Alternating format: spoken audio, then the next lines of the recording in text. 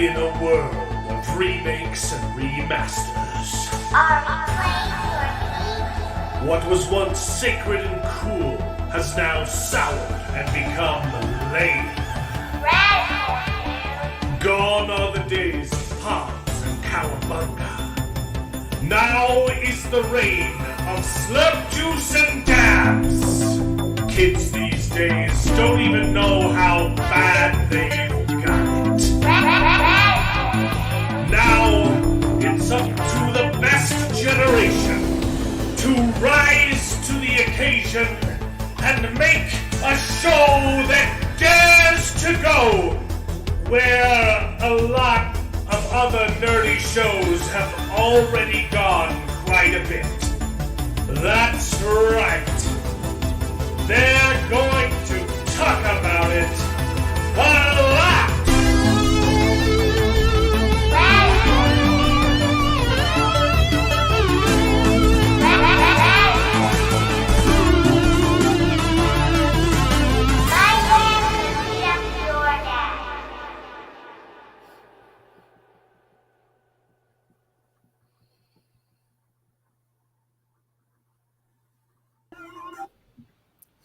Hello, everyone, and welcome to the show. I'm getting reverb because I didn't mute my volume. How's everybody doing? I hope you liked the updated intro. I worked. That was good. I worked really freaking hard on it.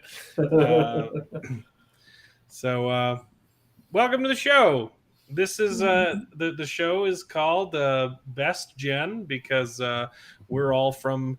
Mostly the same generation. Tina might be in a different generation, but we happen to think that it's the best gen. But as you know, we're very accepting of all generations. Doesn't matter when you were born, as long as you could acknowledge that the electric slide was a boogie. You're welcome on the stream. Tina, we're joined by a new guest today. My sister Tina, or as they call her on the streets, the Stockholm nerd. Oh my goodness. I did not choose that title, by the way. Nevertheless, it is appropriate. It's very appropriate. My kid sister Tina is a wonderful girl who our entire lives was anything but nerdy, and then she got married, and you've been married for 2 years now? Yeah, pretty much. So her husband is a wonderful, wonderful man who's basically been waterboarding her with nerd culture. So Okay.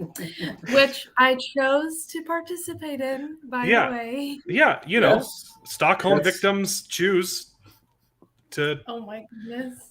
fall in love with their captors. So Wait, can I comment about that first? Nope. Sorry. Oh, my light's off. That's why I'm so dark. No, you're not allowed to comment on that. It's my show. Wow. So the reason my sister's on the show is because you've been texting me a bunch about all this nerdy stuff you've been consuming for the first time, and you're like, hey, all this stuff is actually really cool, and you wanted to talk about the Batman, which we'll talk about for a little bit, but we've also got your favorite Screen Rant's Bad Takes segment, and then we'll end the show up with talking about some Raised by Wolves Season 2, Episode 1. So now you can comment. Okay, so first of all, I kind of liked some nerdy Okay, your movies time's up. going- We're also joined by my brother David. We've unfortunately had a few cancellations today. Corwin is off being a police, and I don't. Some other people have had some last minute things come up, so it's going to be a chill stream. I am feeling a little bit under the weather. I've had the diarrheas all week. Oh, lovely. My hand looks like Swiss cheese. Capture the flag at a campground. I apologize for my appearance. I am somewhat less than shoveled. I'm pretty sure you can say that. Because disheveled. So being shoveled is a thing. Because being disheveled is I think it's disheveled. Disheveled? Yeah. I'm somewhat less than shoveled. So it works, okay? Like my beard's all messed up. But the show must go on. Tina, you were saying something? Oh my goodness. Yes, I was. I've always been a Harry Potter fan, let me just say. Okay. Always. Okay. And but then my husband. Harry Potter is like the lowest form of nerd. Harry Potter is like a gateway drug. Exactly. No, it's not. But Harry Potter you know, is a lot of just people as do good. it. A lot of people do Harry Potter, but they never get involved in the more nerdy things because it's not addictive. It's not habit forming. Okay, it's frequently used as a catalyst into jumping into more nerdy things. But I would not call Harry Potter a hardcore like nerd thing. Well, I do. I call it one, and I've always been a fan of it. And then my husband helped me get into Marvel, Star Wars, Lord of the Rings, and I might be missing some other things. So there you go. So you just saw the Batman, and you did not like it, and you texted me very angrily, and I said, well, why don't you just come on the show and complain about it there, because that's what the show's for. It's about complaining about nerdy things. Yeah, see, Harry Potter is entry level. It's a gateway. It's a gateway nerd drug. So and that's okay. That's fine. Hey, it's nothing wrong with Harry Potter, but there's a lot of Harry Potter fans that aren't, you know, deeply steeped in other nerd things. Well, I'll just say my favorite part of Disney World, or I don't. Okay, I know it's not. That's a different. That's literally a different park, Tina. I know. In my mind, you live in Florida, together, and you call yourself a nerd. Of Universal is Harry Potter World. That's the only reason people go to Universal is Harry Potter World. Exactly. So there you go. That's literally how they get people to pay for both parks, because they split Harry Potter World up between the two. Proof that Harry Potter is just Universal has the dinosaurs too, don't they? Jurassic World. Half of it does, yeah. I don't know. That's like 2 rides though, and like a petting zoo that it's more like a viewing zoo. Yeah, it's not a whole world dedicated to the franchise. Gotcha. There's a log ride though that's pretty good with dinosaurs. Yeah, dinosaurs. Okay, Tina. Yeah, you complained about the Batman. You didn't like it. Most of us did. Okay. We talked about it on the show before, and we all enjoyed it quite a bit. We had issues with it, but overall enjoyed it. Yeah, you didn't like it. Enjoy it. Rant. Go on. Okay, so first of all, I'd like to say I'm not necessarily complaining, because I know whoever made the movie worked very hard, and there were some okay things about it. So I'm not trying to be rude. You can have an opinion. It's okay. There were a lot of things that I just really thought were kind of stupid. So the only thing that I did like was how realistic they were with his eye makeup, because in all the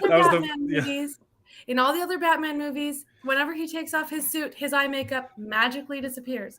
But in this one, they show him after he took his suit off, and he still has all this makeup running down his face. Yeah, I was like, of course, the first time we bring a girl on the show, the thing she liked about the nerdy movie was the makeup. No, except for it's not girl makeup, so it's not a girly thing, Alan. Anyway, so fair point, though, Tina.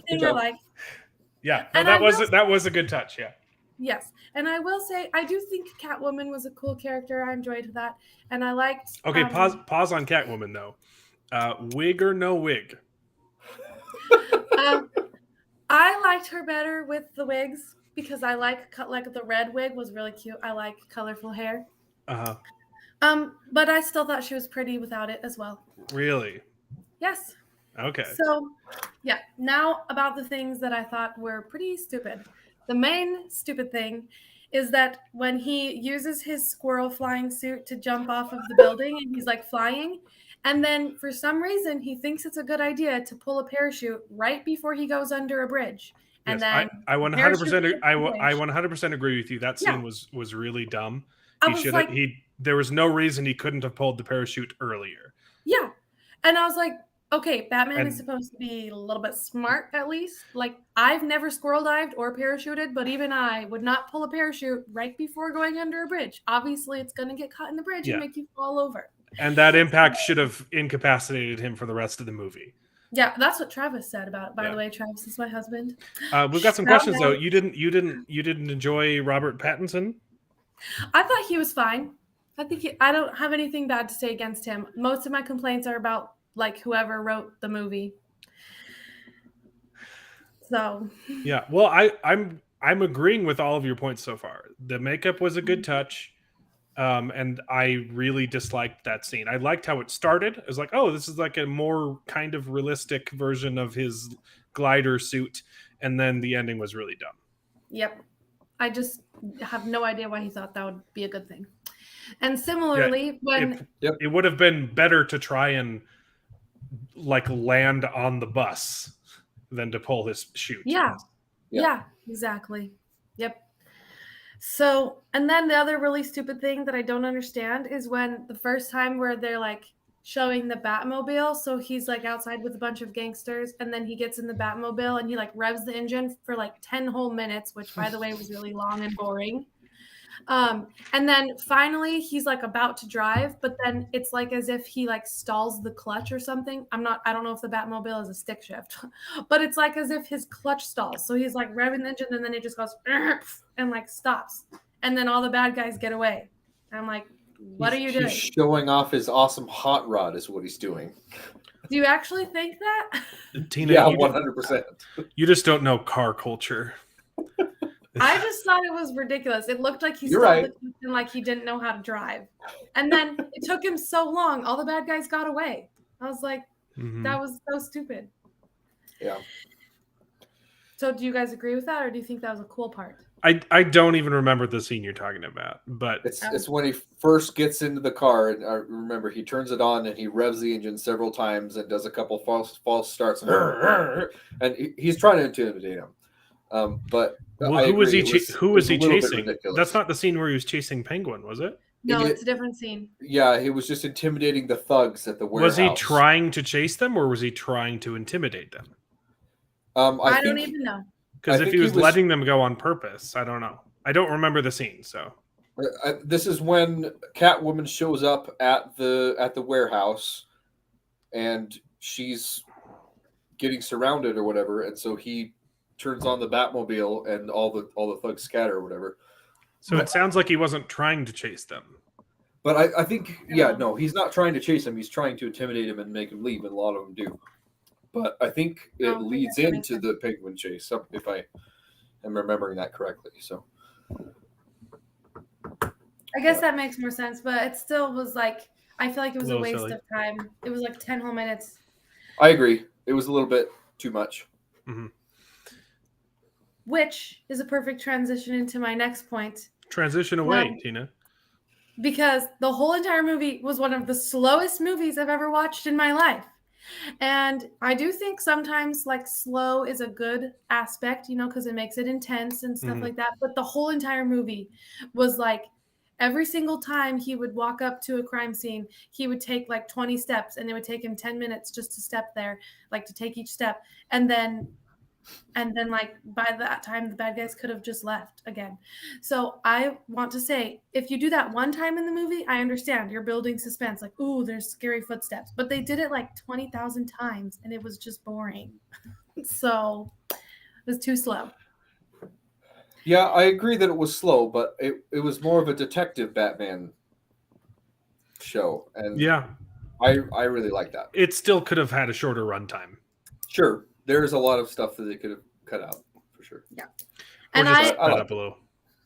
Just And I- don't linger on the shot quite as long as you do. Yeah, you mentioned the depth of field you really hated too. Yeah, that's what I was going to say next. But let me just say it really quick. I understand if like you want it to have slow, cool effects, but Yeah. the result for me was just that I was bored. Like it didn't make it suspenseful. Like if it was only a couple of scenes like that, it would have made a successful, suspenseful scene. But rather than that, I was just bored the whole time. Then the other thing was that the way that they filmed it with the depth of field where everything's like blurry on the edges, that's a cool photography effect, and it would have been cool, I think, for a couple of shots, but it was the entire movie. And so I felt like I couldn't even see what was going on. And because it was constantly raining, I felt like all I ever saw on the movie screen was a bunch of blurry colors and blurry rain. That's all I could see. So Yeah, I agree with you on there. I think there's two scenes that are just way too blurry. The one we talked about before is when he's in the back of the gets car. in the back of the car with the and strangles the guy, the politician, in his car. Nothing's in nothing focus is in for like focus. 10 minutes. That was just ridiculous.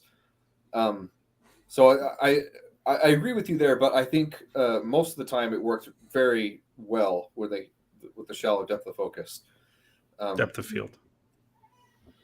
Same thing. Yeah. Shallow focus, shallow depth of field. Yeah. And then can I say one more thing? No. Oh my goodness. You're out of Well, points.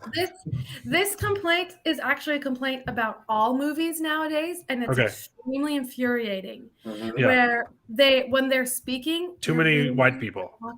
They're literally talking like this, and they're not even vocalizing. And then when they turn on a car, it's like the loudest sound in the world. And so you keep having to adjust the audio because when they're speaking, I can't hear anything they're saying. And then when they get in a car or something loud happens, it's like the loudest thing. Because you watched it at home.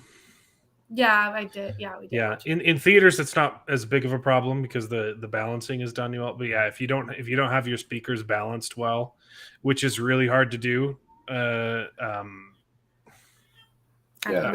agree. The sound mixing on DVDs is often horrible, especially if you only have stereo output. If you're watching it with just stereo speakers, they don't mix it very well for stereo, and so you're right. The dialogue is way too quiet in a lot of cases. Yep. So that's what I think about the movie. Okay, so you hated the movie, but I want to know. I need some kind of control for comparison. Have you seen the older Batman movies? Yes, I have. And well, I wouldn't say that I hated the movie. I just thought it was kind of terrible. But it's okay to have an opinion. Yeah. You can hate it. You texted me and you said I hated it. No, I didn't. I said it was terrible. I could even show you right now. I can pull it up on my phone. Okay, but well, most things that are terrible I don't enjoy, so. Well, there were parts where I enjoyed it, but they were very short parts and very few. Yeah. So the majority of it I thought was terrible. Okay, so you've seen the Christopher Nolan trilogy. Yeah. So the ones with, is it George Clooney? Is that the actor's name? Okay. Oh my goodness. I love those. That's the worst Batman. That's the worst one. That is you literally just mentioned the worst Batman movie. Well, I don't care. I love those. Batman and Robin with Mr. Freeze, Arnold Braunschweigner. So I don't know a lot of celebrity names.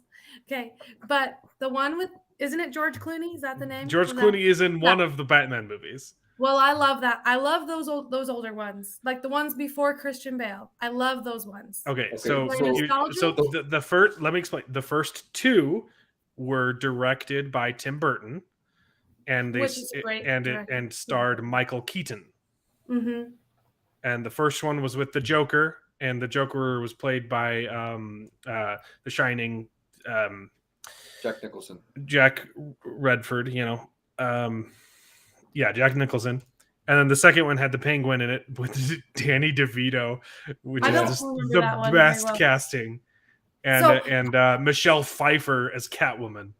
I don't remember that very well, like the Penguin one. So here's the thing. I haven't seen the other Batman movies for a long time. I saw them when I was a kid.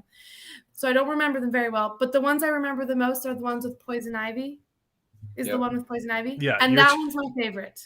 That's the worst Batman. No, okay. That was my favorite. You need to invalidate your entire opinion on everything Batman. She did say she hasn't seen it for a while. I liked that movie when I was a kid as well. Yeah. Tina, I would invite you to rewatch Batman and Robin. Okay, I will. Because it is not even objectively, it is universally the worst Batman movie. In your It's so opinion. cheesy. No, in even the everyone's director, opinion. even George Clooney, who starred as Batman, said this is a terrible movie. Yeah, I shouldn't have done that. I the apologize. director of the movie is ashamed of making it. Well, Schumacher. I have fond Did memories of Schumacher it. make the third one though? Val Kilmer? I think he did. I think he did too. Batman Forever with so Val Kilmer after and- Michael Keaton, the Batman was replaced with Val Kilmer, and that one's pretty good. That one's got. I mean, it's kind of cheesy. Jim Carrey's a little bit over the top, but Jim otherwise Carrey I thought it was pretty good. But it's got And Two-Face in it. Tommy Lee Jones is Tommy Two-Face. Lee Jones. I think Yeah. he was good as Two-Face. And then the fourth one was pretty bad. It was George Clooney, and you had the bat suit had nipples on it, and it was really awkward. And they have ice skates that pop out of their bat boots, and you had Arnold and the Schwarzenegger. Bat credit card. Yeah, he had a bat credit card. And rubber lips. Yeah, Rubber Lips was pretty bad. That's so dumb. I obviously as a kid it was a great movie, but yeah, definitely rewatch that, Tina, because I would like to hear your opinion after. But I prefer the old Adam West goofy Batman to Batman. Yeah, because Adam West committed to the goofiness, right? And, it knew it was. Schumacher it was thought campy. it was a good movie. Yeah. Wait. Yeah. Which one is the one? Do you guys remember the one where it's like super old and every Adam time West. they punch, the word "pow" shows up on the screen? That's Adam West, and I love that Batman because it was intentionally cheesy. But it's also a good story. Oh Yeah. my goodness! But it's so old and those cheesy. movies are good. Yes, you're right. It is old and cheesy, Tina, but it was supposed to be. It was meant to be cheesy.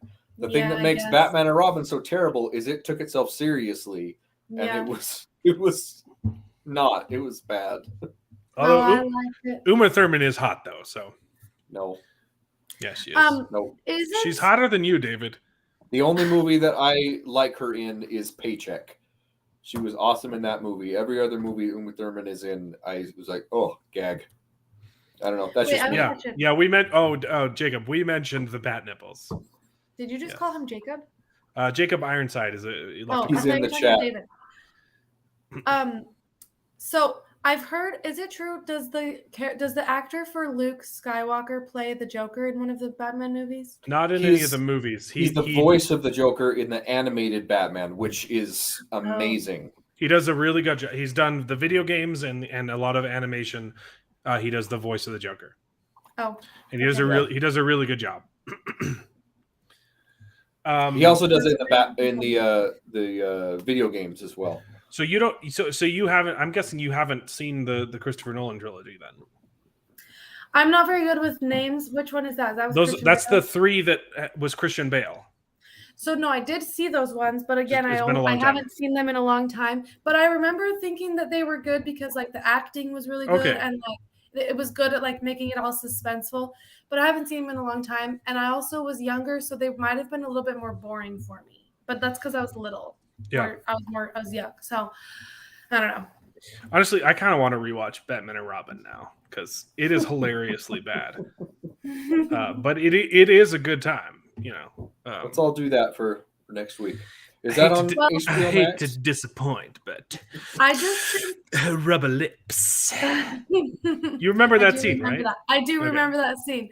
I also just think the one with Poison Ivy is probably my favorite because I think she's a really cool villain because I love plants and the fact that she can control them is so cool.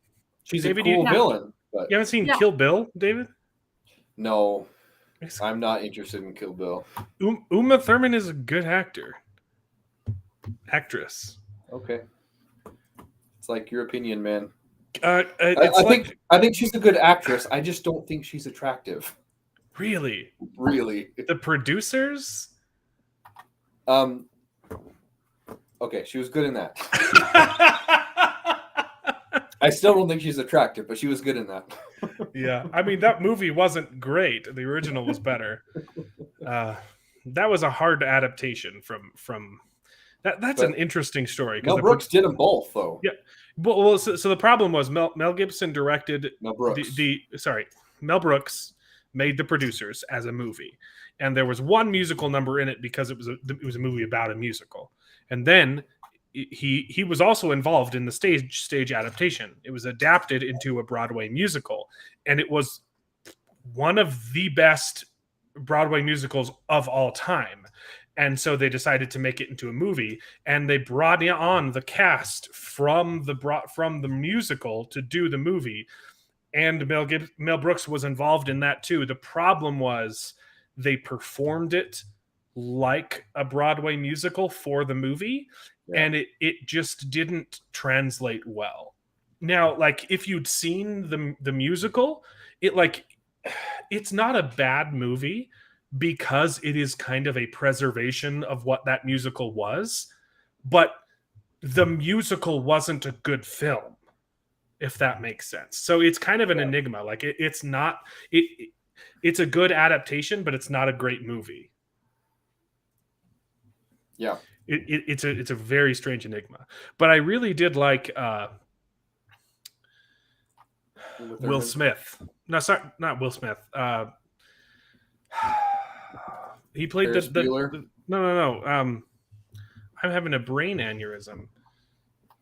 In The Producers? Yeah. He played he played Hitler in it. Let's see, 2015, 2005 version, I mean. He was going to play him, and then he's the one that breaks his leg right before the performance, and then his role is switched with the gay guy, and that's why people like it. Will Ferrell.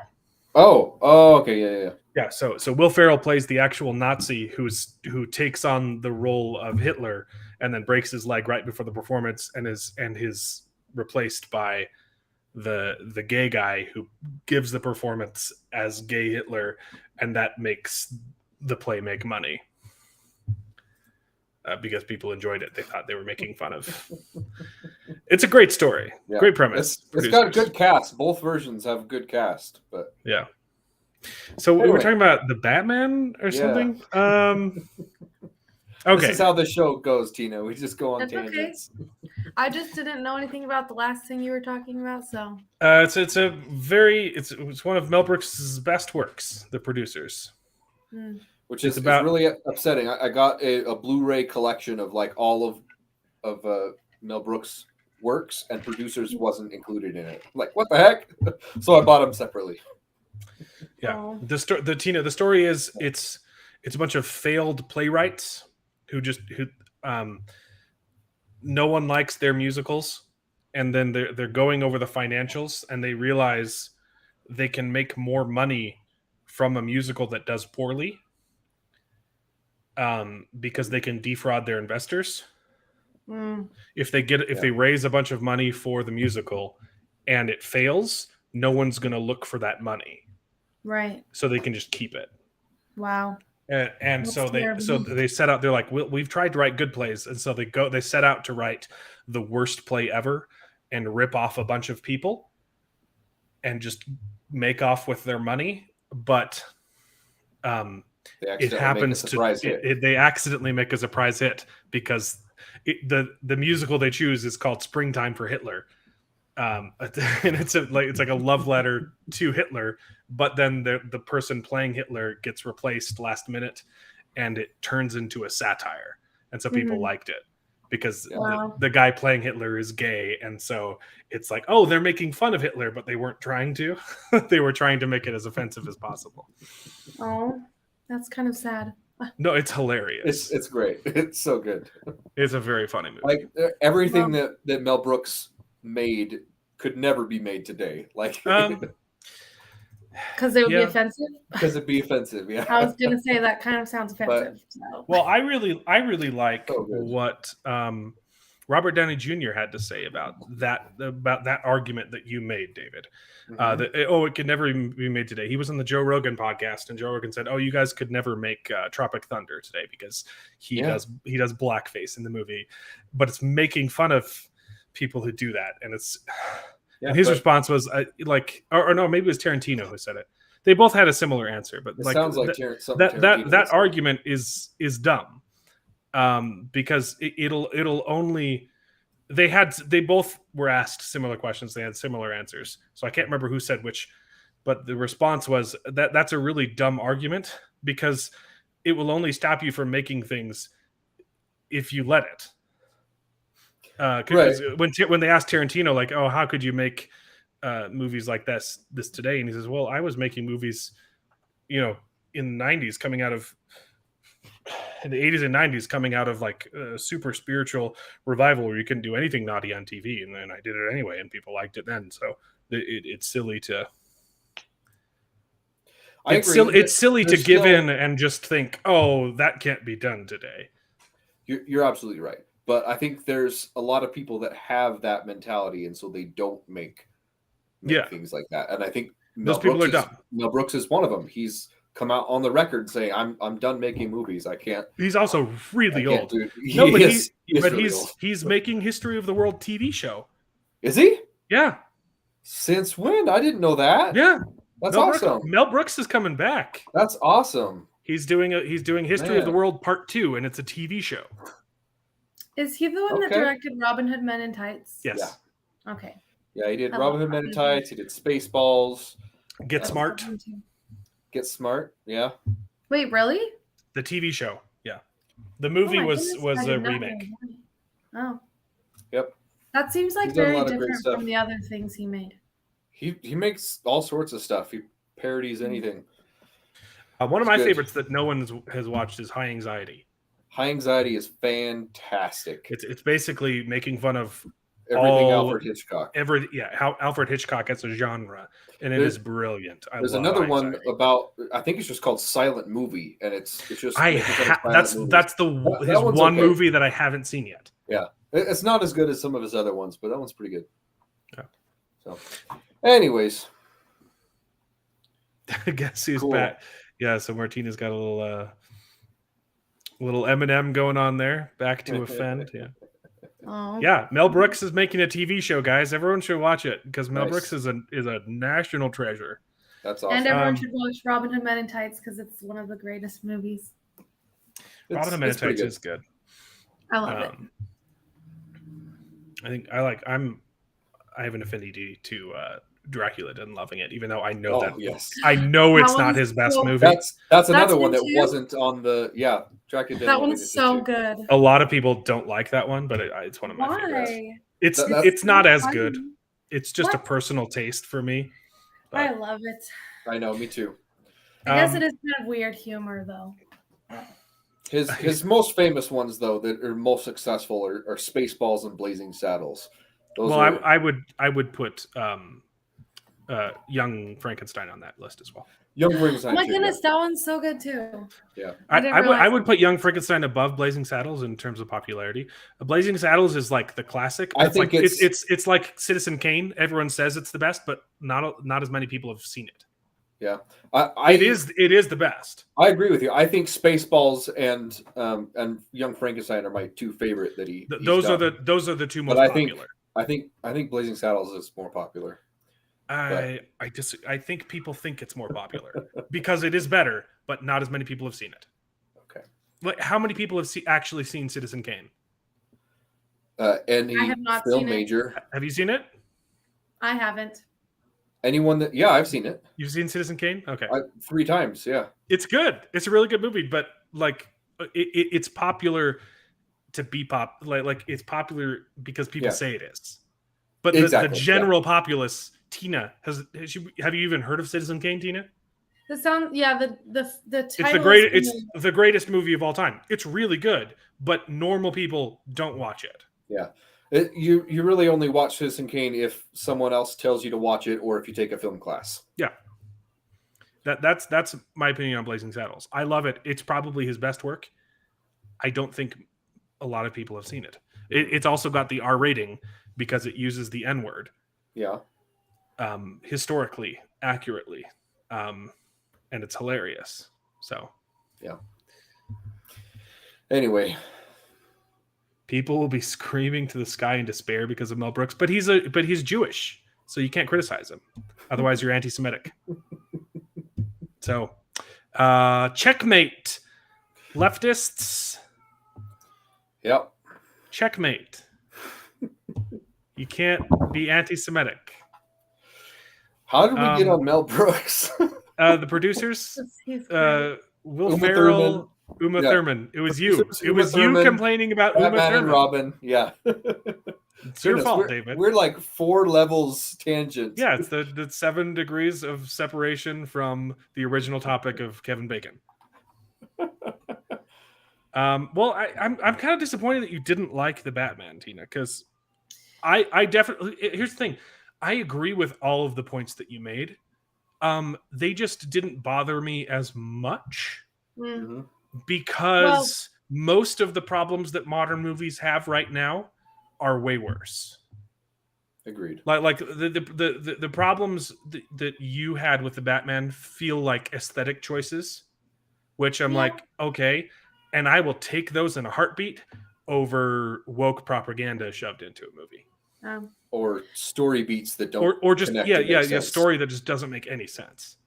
Like unclear If I watched motivations it or something. again, I might enjoy it more if I watched it again. I don't know. But I part could of me understand that never because wants to watch it again. you were probably expecting an action movie, and you got a film noir. Well, no, here's the thing, I'm not the biggest fan of like the action part of action Okay. movies. I'm more into like detective stuff and like suspenseful. Well, then you things should like have that. really liked this. But you I know, didn't. but You also didn't enjoy how dark it was, though. You told me that. Well, I was just really bored is the problem. There were parts Okay. of it where I was like, oh, okay, this is engaging. Like now I'm really interested. But then there were just so many long, slow scenes that I was so bored. And by the end of the movie, I was like, is it over yet? Yeah. And yes, now that I have a baby girl, the dark parts of it really bothered me more. Usually I like scary movies and like I think like dark stuff is kind of interesting. But now that I have a baby girl, I was like, oh my goodness, the world is so scary. I never want these things to happen to her. And so it just kind of like freaked me out more. Well, Isn't that's isn't why you that like funny? Batman and Robin, I guess. Yeah. Yep. Isn't that funny? After you become a parent, like things bother you that did like, oh my goodness. Every time I watch Lion King, Mufasa dies, I tear up a little bit. Oh, I know. Tina, Like, you should. Yeah. Tina, now I've you have a never- kid. So Tina just barely had a kid. You need to Yes, watch I did. The Little Mermaid again, and you'll be rooting for King Triton. Oh yeah. Little You'll be like, Mermaid is you'll a be little like, Ariel, what I are don't you know. doing? You're going out in that dress? Like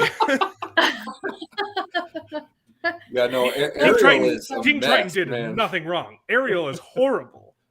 She's first off, she's 14, right? She is Or pretty 16, disobedient. Like she's just running off for like throwing away everything for some boy that she's fawning over. I'm sorry, no, you're grounded and you're not leaving the cave, the water cave for a month. Yeah. I'm guessing Travis will very strongly agree with you. Yeah. But I don't know. Ariel's my favorite Disney princess, so it's kind of hard for me to. Oh, she's horrible. Watch it against again. her. Watch it again. She's terrible. I the am whole going to movie. watch it again. Once Haven can watch movies, I'm going to show her all the Disney classics Yeah. and all the Star Wars and everything when she's a little older. Good job. Yeah. So regarding your nerd awakening as well, Mm-hmm. not just Batman. You've gotten into Lord of the Rings and Star Wars. You said, Yes. and you said Travis made you watch all of the MCU. Have you finished it? Are you caught up? Or We finished it. Also, he didn't make me. I chose to. Okay. Sure. But yes, we watched all of it. Yeah. We all know women have a choice. Yeah. Alan, I will not participate in rude jokes. Okay, but yes, we watched all of the Marvel movies and we watched them in chronological order, and it took a really long time, but it was so much fun. And Which ones Which ones are your favorites, and which ones did you not like? I'm so glad you asked me that. Yeah. There's none that I really hated. I actually think I used to think Marvel movies, I didn't love them very much because I thought they were all just the same, oh, the hero wins in the end, blah, blah, blah. But now that I've seen them all in order and I know the whole storyline, I'm a huge fan. And there's none that I really disliked.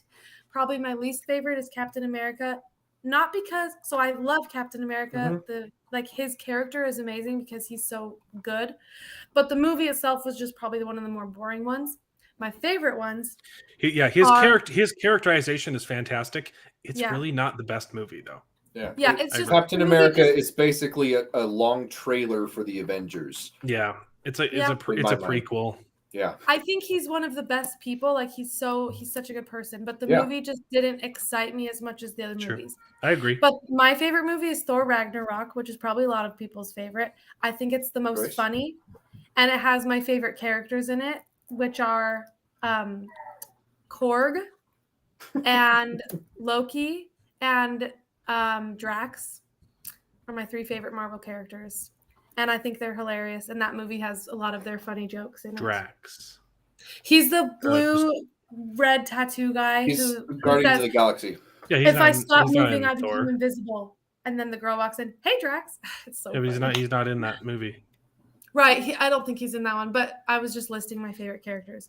But Okay, Korg is okay. in that movie, and Loki's in that movie, and they're so funny. Yeah. That's a good choice. So Yeah, and also I the liked. beginning scene is fun. Is great. What? I liked Thor Ragnarok. I will say about Korg's character, I did not like the rock paper scissors joke. I don't remember I that. don't remember that one. The whole it's a little rock paper scissors humor. You don't remember that? I don't remember that.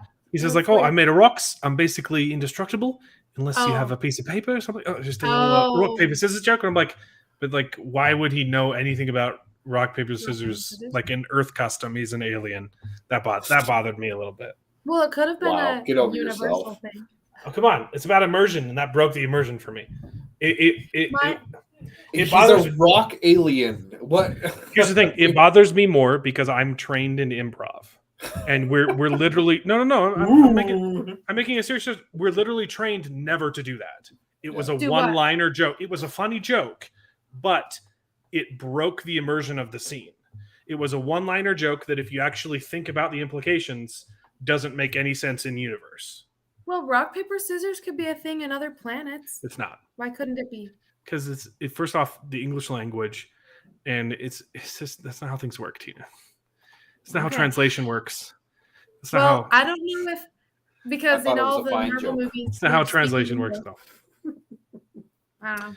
I've But my studied favorite translation joke- as well. So Alan, my favorite joke is, and I'm not as good at doing his accent Yeah. as you are, but is when he says like, "We're gonna start a revolution," and then he's like, We "Oh, I didn't guess we put didn't put up enough flyers." That's my Yeah. favorite line. Didn't put up enough flyers. I just think it's so cute. it's pretty good. And I think I the agree. beginning scene of Thor Ragnarok is so well written. Like when he's spinning around and he's talking to the guy with the, I forget that guy's name, like the flaming horns guy. And he's like spinning around in the chains. And then he's like, oh, wait, I'm spinning. I can't talk for a second. I just love that. And the Yeah. music is Is really that good. Heimdall or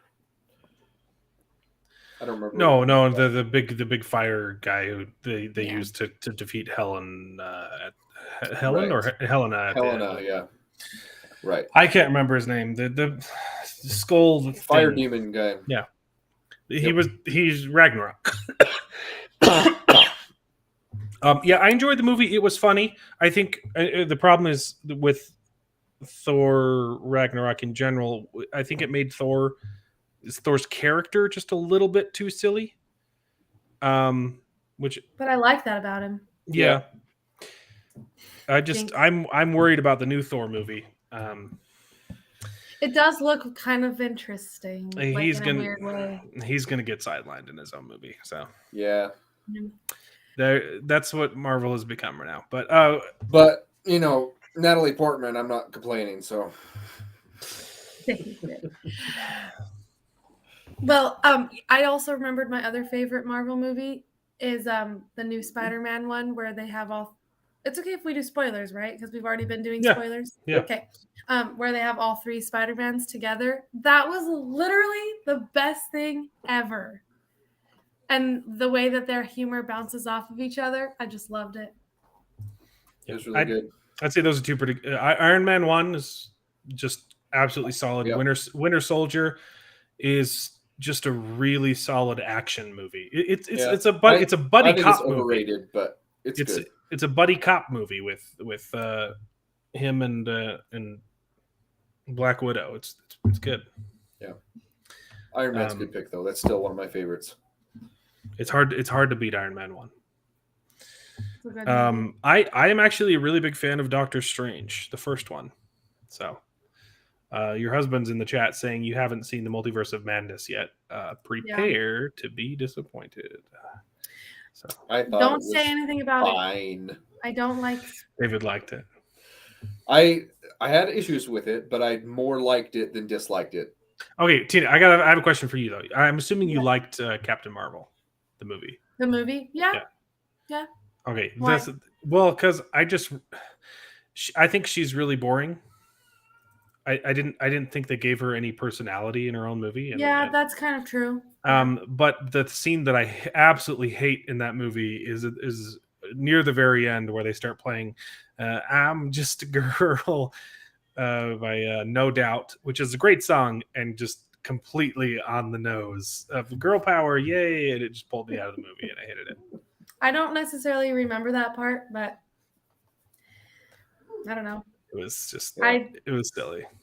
I I love just the think- part. What? Go ahead. Also narratively parts- moved, but go on. The part in Okay, since I am new to all this, I get names mixed up. But the last movie where they were all together, I think it was Endgame. Yeah. That one. And the part at the very end in the final battle when all the female ones are walking up together. I know you probably didn't like that part, but I did because It was woman power. cringy. It was No, pretty cringy. I don't think it was cringy. The problem with it. that scene though, Tina, is the way that it started was Captain Marvel saying, "How am I going to get this thing across the battlefield?" When 2 seconds She's, like, the earlier most powerful. they showed her smash through a ship, and they're like, "Oh, Yeah. I can do it with the power of girl power." And I do think that's a. Sorry, go on. like if they had just done it without like shining a light on it, it would have been fine. But the fact that they had to preface it by her saying, "I can't do it alone," when she literally could have done it alone That is true. was really stupid. I do agree with that. I think it's dumb when they make a superhero so powerful and then there's like some dilemma that they can't fix Yeah. when it's like, well, obviously if they can do this other thing, they can do that. So I do think that's a good point. The Russo brothers had to take her out of the movie and only let her show up at the end because she's too her powerful. power level established in her solo film is just insane. They had to remove her completely from the script because there's no way they could have included her in the movie and had it be interesting. That's also why I don't like her solo movie, because she doesn't earn any of the power. You know, she doesn't have to fight for it. She just gets it, you know? Yep. It's not, a great responsibility to her. And she has no weakness. Her only weakness is that she doesn't know that she's Her only weakness powerful. was herself, yes. Yeah. That's kind Also- of a cool weakness though. If you think about it. No, it's pretty deep. It's boring and unimaginative. It's deep it's though. not- No, it's not deep. How is it deep that you literally don't have anything wrong with you? You don't have It's any deep weakness. that You have if no your only kryptonite. You have no character flaws. if your only weakness is yourself, that's deep because that's true for It's a lot not of people. herself. Her only weakness you just was that said. she didn't know that she was powerful because Yeah. they kept the power Which from is her. like coming from herself. Like it's her own fault that that's her weakness. It's not her Well, fault. her It's that brain she- was erased, so she didn't know that she was cool. My only Oh, weakness yeah. is I don't know Gotcha. how awesome I am. It's stupid. I actually, now that you guys point that out, I like it. So Okay. I hadn't thought of it before, but I like that weakness because I think it's true for a lot of people in real life. The only thing holding them back is themselves because they don't realize what they're capable of. Okay. David. You're entitled to your opinion. I just think it's boring. Everybody, has character flaws. Have you watched all the TV shows, Tina? Not all. Well, yeah, like all the short ones, like with 6 episodes. You mean like? Yeah. WandaVision, not the and Netflix, Loki. not the Netflix one. Those aren't part of So- the MCU. WandaVision, Aren't Hawkeye. those all the Netflix ones? What? Aren't No, those all that Netflix so ones?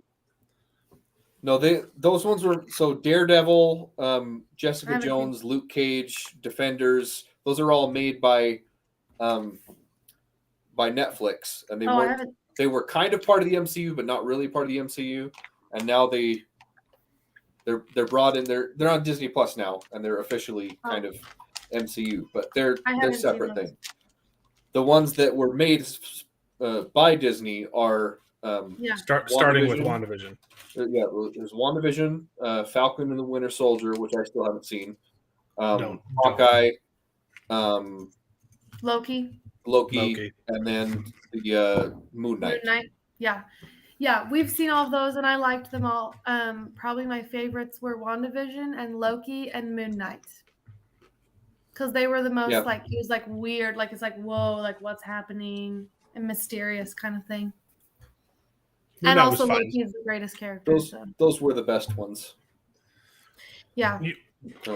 But my problem with Loki is that I don't have a problem with female characters, but they brought in female Loki, and then for the entire duration of the show, they called her Better Loki and just insulted the original Loki and had an entire episode dedicated to kicking him in the balls. Yeah. And saying, well, the girl version of you is better. They call her Better Loki the entire show. I don't even remember that, but yeah. And that, yeah, and she wasn't. But her name wasn't even Loki. It was Sylvie. Sylvie, yeah. That was like, I don't care. Like, make interesting female characters, but the problem, and I'll enjoy them. The problem is there's been a trend in Marvel of tearing down the original male character to replace it with the better female version. They did that with Hawkeye. It was called the Hawkeye Show, but it wasn't about him. It was about Kate Bishop. And then they did the same thing with Loki to replace him with the female version of him. And they're doing it in Thor now. He's look. Wait, don't give me spoilers. I know if that might be something that everyone is supposed to know, but I don't like knowing spoilers like that. Right. The fact that they call her, Natalie Portman, the Mighty Thor, is ridiculous because she has the power of his hammer. That doesn't change her name into Thor. Her name in the comics is Lady Thor. No, it's not. It's the Mighty Thor. And it's silly. Because even if you take in the canon they've already established with Thor Ragnarok, he was like, Thor, are you the god of thunder? Or sorry, are you the god of hammers, or are you the god of thunder? Thor is the god of thunder, and Mjolnir had nothing to do with it. It was just a tool that he used to channel his power. So so if someone else picks it up and becomes Thor, it's like, well, no, you have similar powers, but you should have a different name.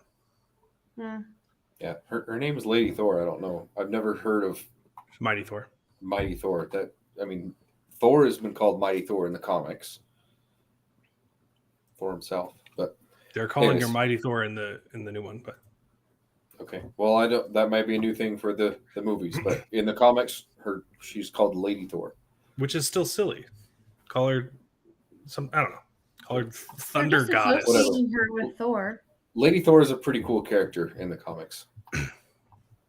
But yeah. Anyway, but yeah, it is kind of a trend. They're replacing all of the Avengers with better female versions of all the Avengers. So we're getting Lady Hulk. Well. Yeah, they're doing She-Hulk now, and you're getting Ironheart. Iron Man's getting replaced by a woman. Yeah.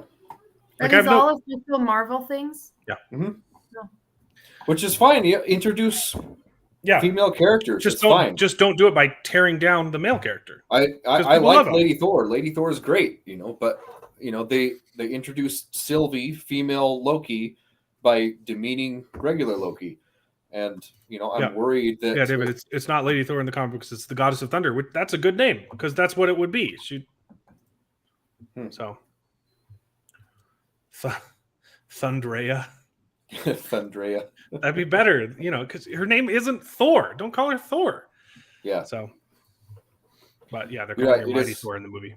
It is a little silly, but yeah, I'm worried that Thor: Love and Thunder is just going to completely sideline. I'm fine if they introduce Natalie Portman's version, and that's fine as long as they don't say, "Oh, Thor is just a washed-up bum," and and They're also Lady using- Thor is better in every version, and that They're also seems gonna- to be the way they're going to go. They're also going to use the Guardians of the Galaxy as just a tease, because Yeah. they already showed in the trailer the only scene that they're going to be in is them dropping him likely. off and saying goodbye, and you're like, but that was so interesting when he was hanging. Like, I thought that was the most interesting thing that they did in Endgame was have him join their team.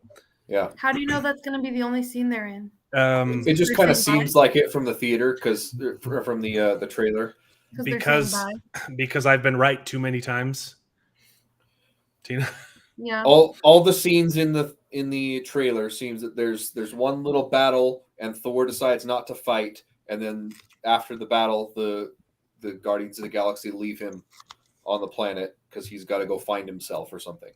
Mm. That's what it seems like from the Yeah. trailer. So the Guardians of the Galaxy are probably only in the opening scene. But anyways, we'll Yeah. see. Hmm. I'm worried about it, but I'm hopeful because I like Well- me some Natalie Portman. Well, Tina, go see the Multiverse of Madness, and because I want to hear your opinion when you're done Okay. watching it. Yeah, I 'cause- will. I did not like it. Okay, well, don't. David did. Don't. David did. I mostly So- liked it. I have You- issues, but I mostly You'll liked it. probably like it. Yeah, I think So far, think I have people- liked all the Marvel things, so I probably will. Okay. Yeah. Anywho, shall Well, we move on to it's been great having you here, Tina. If Thank you. we are going to move on to my favorite segment called Yeah. Bad Takes. Which You I are- have no information about. You're welcome to stay. So it's where I make fun of a terrible website called Screen Rant. Mhm. It's fun. They write articles. They're supposed to write nerd news, and all of their opinions are the worst.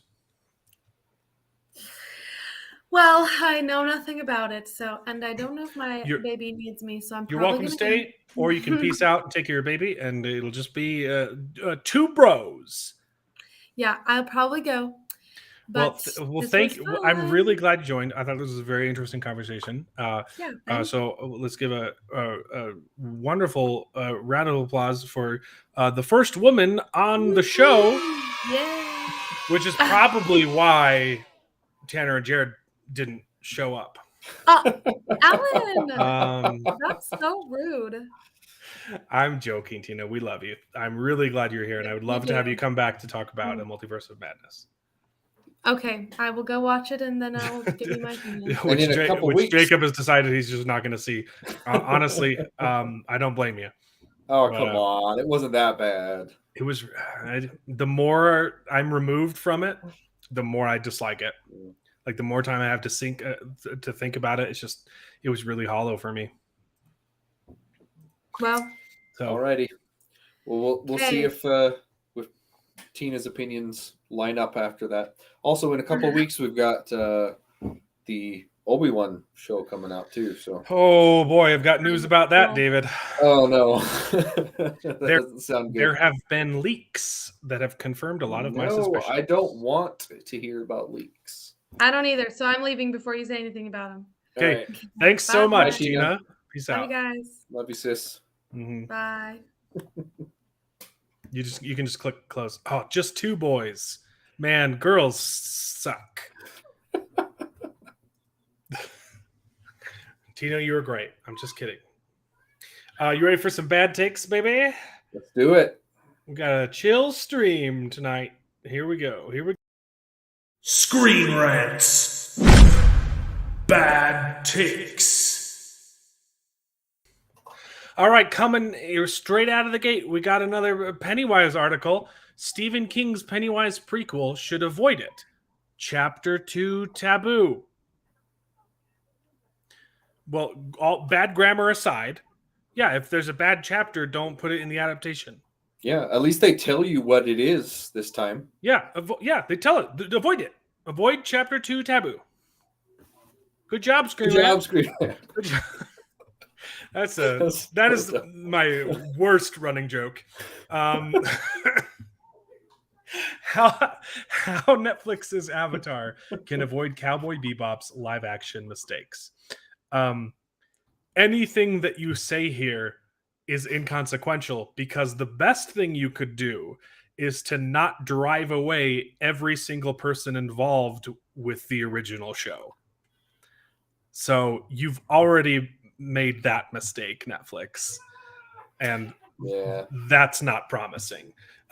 They were all originally involved, the original creators, and they have all left.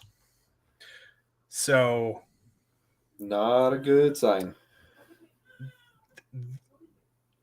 Also, I didn't know Netflix was going to do an Avatar show. they're doing a live action. They're making it gritty. Oh, goodness. So Yeah. I'm calling it now. It's going to be the worst adaptation. It's going to be worse than it's going to be M. worse Night than the Shyamalan Shyamalan. Ding Dongs. Yeah. Yeah, maybe. Not only is it Maybe. going to be worse than that, it's going to be the worst adaptation Netflix has ever made. I'm calling it. Cowboy Bebop's pretty bad. I haven't seen it.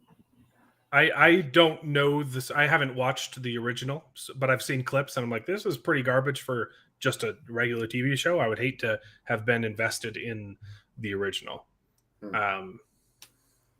Yeah, I don't know. See, the thing is, M. Night Shyamalan's adaptation-wise was kind of faithful. It's just a bad movie. I think the problem was it tried to be too faithful. Like with story-wise, faithful. they tried to just shove in a bunch of the stuff from the TV show. Like obviously the action and the translation of the fight choreography, awful. But like there's a lot of stuff that they pulled straight from the TV show, and it was too much. And so it was just Avatar just narrating for half of the movie, and you're like, okay, this is not how you tell a good story in 2 hours. Yeah. I don't know. I just couldn't get past the terrible choreography, terrible special effects, and the mispronunciation of the main characters' names. Yeah, but I don't think it was the adaptation of the story though that was the problem. It was that all might of those other technical issues. That might be correct, but I couldn't look past it to even look at the story and see how well they were adapting because everything else because it's bad. So bad. Because it's really bad. I don't know. Maybe like the only CGI that I actually liked was Ong or Aang's. I forget his arrow thing looked cool on his forehead. And there was the tattoo. It was like more detailed than the arrow. There was one scene where he blew out some candles or something that looked okay, but everything else was awful. Like the wind bending, air bending in the show looked so bad. Like. The most egregious though was the earth bending. It took 20 guys to go to do a to whole choreographed dance to move a pebble. It goes wee. Yeah, that was so bad. It was all pretty bad, but yeah. Anyways, yep. Okay, let's continue. We got more. We actually seeing the number of tabs is misleading because the screen rant wasn't that bad this week. Really? But there are only a few to make fun of. Star Wars, Dark Rey's lightsaber is secretly connected to Kylo Ren's. Okay. Because it's red? It's not real. So no. Yeah. The reasoning is because it's made with an unstable kyber crystal. It's not a real lightsaber. It was a dumb scene that they put in the movie so that they could have it in the trailer. Yeah. It was just a vision. It was the dark vision that had nothing to do with anything else. So it can't be connected with anything else. So no, it's not connected with anything. It wasn't even connected with the movie. It was a bait and switch tease. Yeah, how can it be connected to Kylo Ren when it wasn't connected with the movie itself? Yeah, it's a bad take. Endgame may have secretly explained Smart Hulk's Phase 4 change. Spoiler alert: it didn't. Okay. Yeah. Enough said. Yeah. People were surprised when they saw him back as Bruce Banner at the end of Shang-Chi because it wasn't explained. So moving on. Why Daredevil's rumored Echo appearance is a bad idea. You know what's a worse idea? An Echo TV show. Um, Oh, you're saying Daredevil is going to appear in an Echo TV show? yeah, you know who Echo Oh, is? yeah. No, it's from Hawkeye. Hawkeye. Yeah, I thought they tried to give her a redemption arc in the movie, but she Yeah. was literally the leader of the bad guys, Yeah. and the show tried to make you feel bad for her, and you're like, okay, that would have made sense if she was just a goon because she's related to um, Kingpin, right? And she's just there because she's family, but she never really wanted to be part of it. That would have worked. But she's literally their leader. Yeah. And they tried to say, "Oh, but she's just misunderstood." No, she's a bad person. Yeah. But she's misunderstood. She's gonna have her own TV show. She's the hero, just like Wanda was the real hero all along, even though she tortured kids. I hate this. When you read that article, I thought it would be Echo would appear in the Daredevil TV show that they're supposedly rebooting. No, apparently Daredevil might appear in Echo's TV show, and that's not going to bode well for the series. Because that might actually make it good. Make it. That decent. Might be the only good part of the TV show. Yeah. Yeah. Yeah, this Anyways. one, them trying to make Echo a good person in the Hawkeye TV show was only slightly less offensive than them trying to make the bad guys messiah figures in Falcon and Winter Soldier. Yeah. So you gotta stop calling them terrorists. they only burn people alive in this same episode. Yeah, that's pretty ridiculous. I think Echo is a good character. And it's okay but she was a bad person in the TV show. And it's okay to make a villain sympathetic. You can say, oh man, this person has been through so much, and you can kind of understand why they made choices that they made and turned him into a villain, right? Mm-hmm. But being sympathetic to someone, you can't also make a villain a good person. She didn't do anything to show that she had changed in the TV show. She just showed up at the end and shot Kingpin. Yeah. That's all she did for her redemption. Yep. She's not a bad character in the comic books. She's a bad character in Hawkeye because Hawkeye was a terrible show. But the MCU just made Punisher's origin even darker, because if you watch Doctor Strange, they said that when you have dreams, that's just another version of yourself in the multiverse, which is a stupid idea, because I've had some weird dreams where I wasn't even myself. And I don't want, and I can't talk about those dreams on YouTube. Loki in another universe is an alligator, so I don't want to talk about how that doesn't work because I might get banned from YouTube, but not all dreams are about different versions of yourself, right? I think that's a silly. I didn't like that part of Doctor Strange to begin with. But I agree. If you take it on its, if you take it as canon, every time you dream, it's a different version of you. That means that all of the times, did you watch the Punisher TV show? I watched the first season. I don't think I watched the second one. Okay, well, so he becomes the Punisher because his family gets killed, right? Right. And then during the TV show, he has PTSD, and he has a recurring dream of his family getting killed. And that makes it so much darker because every time he's watching that, it's his family actually getting killed again. But that doesn't make it darker. That just makes it the same. Yeah. Because there's more than one. There's a Punisher in every universe. So his family dies in all of those too. In the universes where his family doesn't die, he doesn't become the Punisher. So he's not going to be having those dreams. Makes sense. Also, does it say that every single time you dream, it's from a different universe? That's what they said in the universe. That's what they said in the movie, in Doctor Strange 2, because America Chavez is special and she doesn't have dreams ever. And that's what proved the theory correct. Interesting. There's only one version of America Chavez in existence, and she's from the Utopia parallel where they all speak Spanish. So it doesn't make sense. Your character doesn't make sense at all. Yeah. It's okay. But more about Doctor Strange. The Doctor Strange franchise is likely continuing without Benedict Cumberbatch. They already did that in Doctor Strange 2, so just more of that, I guess. Also, the Doctor Strange franchise is Marvel, right? It's Doctor Strange isn't its own franchise. It's Marvel. Sure, Marvel's going to continue. That was may or may not have Doctor Strange. This was literally. I mean, we had an argument about it last week. That was literally his entire character arc in Doctor Strange 2 was learning to not be the star of his own movie. Of course, they're going to move on.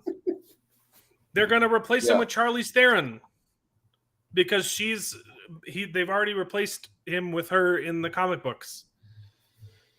I like your optimism, Martina. She could have had dreams if she applied herself and stopped stealing. Stop stealing, yes. That was so stupid. I hated that part of it. Food is free in most universes. It's pretty weird that you guys think capitalism is so cool.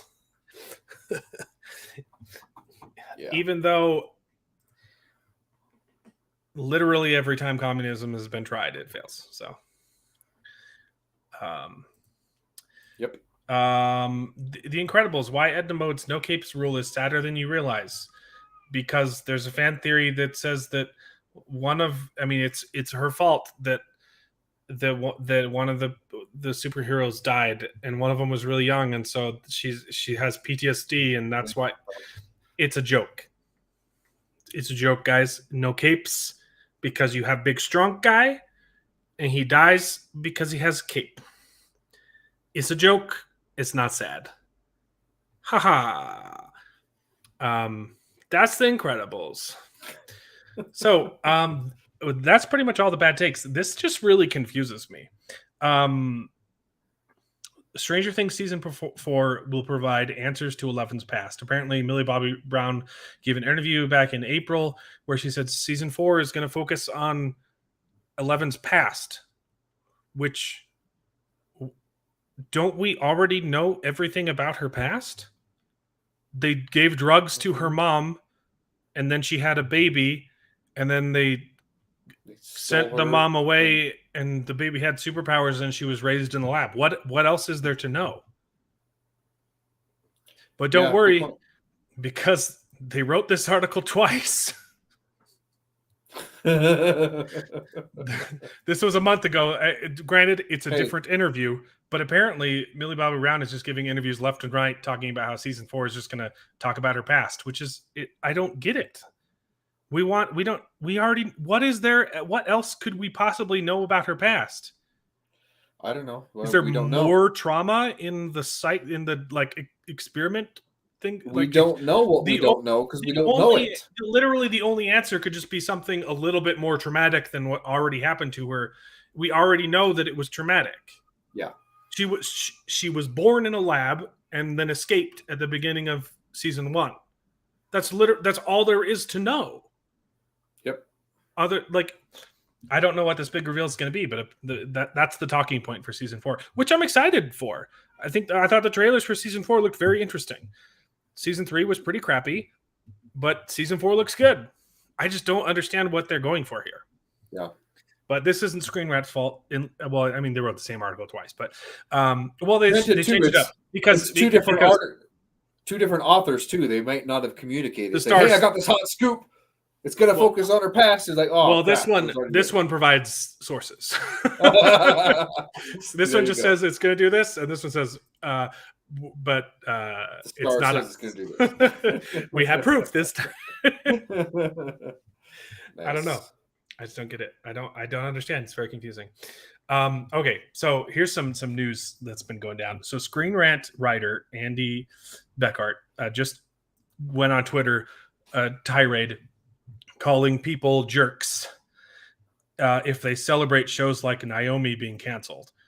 I don't even know what show Did you that know there is. was a show called Naomi? I knew there was because I'm involved in. I'm up to date, but I haven't even seen people celebrating that it's been canceled because I haven't even seen people watching it, which is why it was canceled, right? But if you go to his page on Screen Rant, all he does is write about this is all his articles. All he does is just write about the CW shows. So I can understand why it's important to him, right? Because 3 of their shows have been canceled this last month. They canceled Legends of Tomorrow, and they canceled Naomi, and they canceled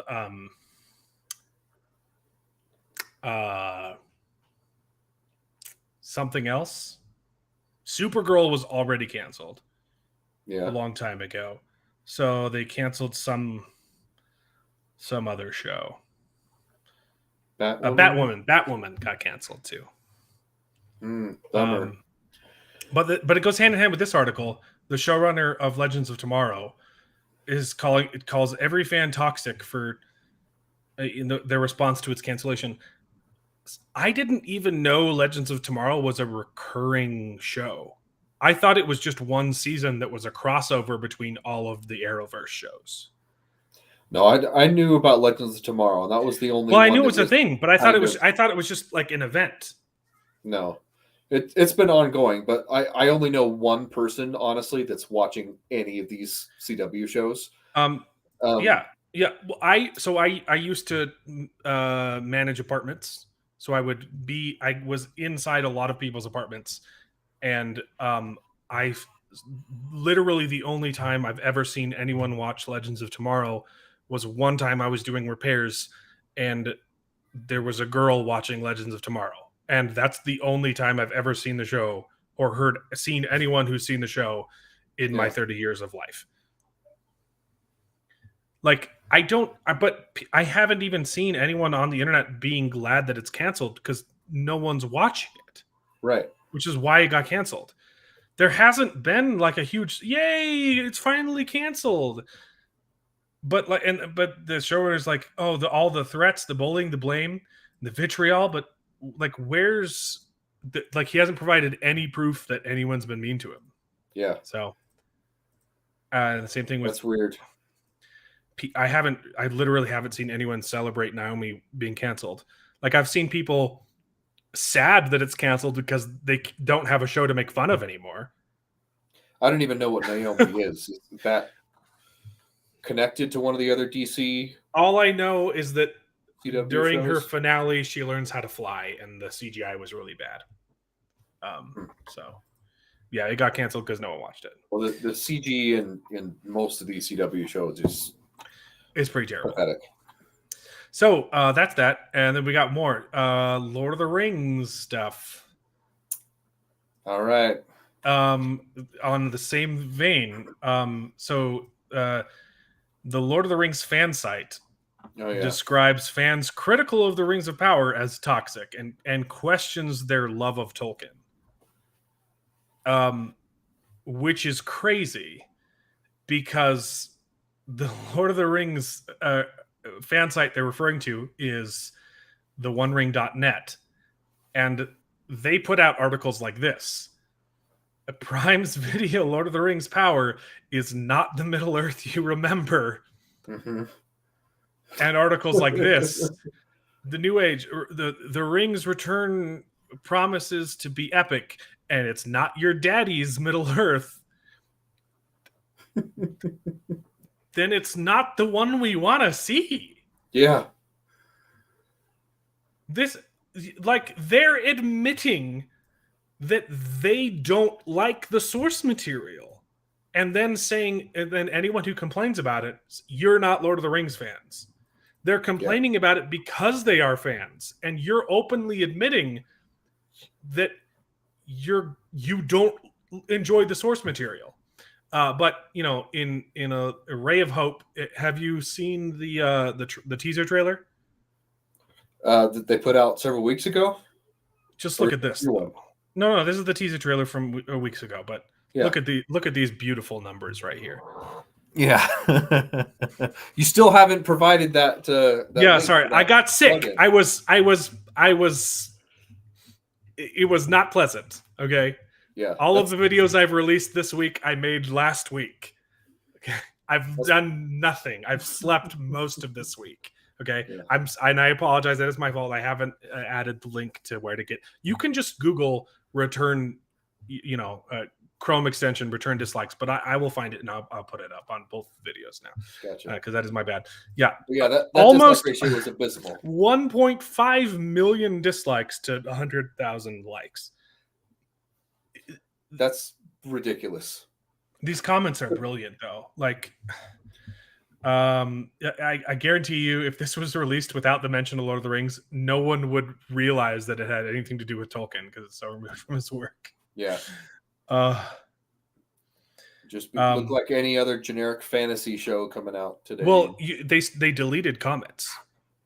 Yeah, I heard about that. They were deleting thousands and thousands of comments because everyone was saying this looks bad. But the reason that this is in the news is because this week they invited a bunch of fans to London to watch the first 20 minutes. Mhm. And they all came back with a literal script that they've all been saying like, oh, I had my doubts, but I've talked with the showrunners, and the showrunners, I have my faith that they enjoy Tolkien now. So like they all said, like word for word, they all said the same thing. So that's why people are concerned, because I mean the showrunners literally admitted that the casting choices we made are to reflect our current day society rather than reflect Tolkien's vision. Yeah. So this is going to be a bombshell. And I am greatly looking forward to roasting it on Best Gen. We're going to have fun. We're going to have so much fun. It's going to be so much fun. We're going to be forced to watch it. It's I can't see it being good. And I'm going to be honest. This is the first show that I'm going to go into like without look. I'm a pretty honest guy. Even when I have a clear bias going into the show, you know me. I give the show a fighting chance. Like even with Hawkeye, I wanted to enjoy the show, even though I'd experienced a couple bad shows beforehand. And with Moon Knight, I even admit I didn't hate it. I didn't think it was good, but it was one of the better shows. I gave it a fighting chance. I wasn't trying to hate though, that a little bit you go in there wanting to find reasons to hate it. No, because I liked the first two episodes. You go in there giving it a chance, but you're always looking for a reason to throw the entire show under the rug. I'm looking for buzzwords that I don't enjoy. I'm giving a lot of these things a fighting chance, but I think with Lord of the Rings I've had enough. Yeah, and I will fully admit that I will go into this looking to hate it, and if it's good, I will 100% admit that I'm wrong. But and sometimes that actually gives a movie a fighting chance. I've gone into I was 100% wrong about Spider-Man. Yeah, I thought and you went in expecting to hate it. I was sure I was going to hate that movie, and I watched it. And I was like, this is actually pretty good. Yeah. So. And there's lots of things like that. You go in like we saw. What was that ridiculously stupid movie that we saw in the theater? And then we ended up seeing it like 4 or 5 times. It was so stupid. It was a kid's movie. The Diary of a Wimpy Kid? Diary of a Wimpy Kid. Yes. That movie is... I saw that in theaters 4 times. Yeah, it's so good. Hilarious. The first one. The second. I haven't seen any of the sequels, but the first movie is so funny. Yeah, and we went into that theater expecting to hate the show, and we're gonna laugh at it and point out how stupid it is. And I just laughed. I laughed the whole time. That was so funny. So I think going into a show expecting something to be awful and then it surprises you with how good it is, it gives it a better shot. Sometimes, so But we'll see. I've been spurned too many times, but you know, I agree. I'm in the same boat. I feel like I was really. you know, I hope they don't mess it up, but there's zero confidence that they're gonna. I was burned by every Marvel TV show, and I still kind of enjoyed Moon Knight. So Yeah. I'm a pretty fair guy. All gloves are off regarding Lord of the Rings, because that is sacred ground that you tread on. I am in the same boat as you. But you know, it's because the showrunners have already said that they don't respect it. So Right. I can go in wanting to hate it. Like, it's okay for me now. And honestly, I think I'm in the same boat whenever season 2 of Wheel of Time comes around. Roast it like a green chili. Yes. That's a New Mexico joke. That's a rock, paper, scissors joke for all you New Mexicans. See how it's not funny if you don't know what green chili is? Yeah, That's my point with Thor Ragnarok. Okay, gotcha. But everybody knows what rock, paper, scissors is. That's my point. Yeah. But aliens don't. How do you know? Because how many alien worlds have you been to? How many alien worlds have you been to? I haven't. Exactly. That's the point. I don't know anything about their customs. Okay. I don't know if they have green chili. So they let you know. They let you know in that line that they know what rock, paper, scissors is. You set me up perfectly. Thank you. I can hear her laughing on your camera. Yeah, she's in the other room. Okay, yeah. So I'm excited for the Rings of Power, but for all the wrong reasons. Yeah. Okay. WandaVision's ending retcon proves Kevin Feige's MCU lie. That Doctor Strange and the Multiverse of Madness retconned WandaVision's post-credit scene and proves Kevin Feige is lying about having a master plan. And that's about her kids saying "Save us" or something. No, it's about Wanda's motives completely changing, because WandaVision, the TV show, insisted that Wanda was a good person. And then it completely shifted for Doctor Strange 2, and it insisted, no, Wanda's the Vision.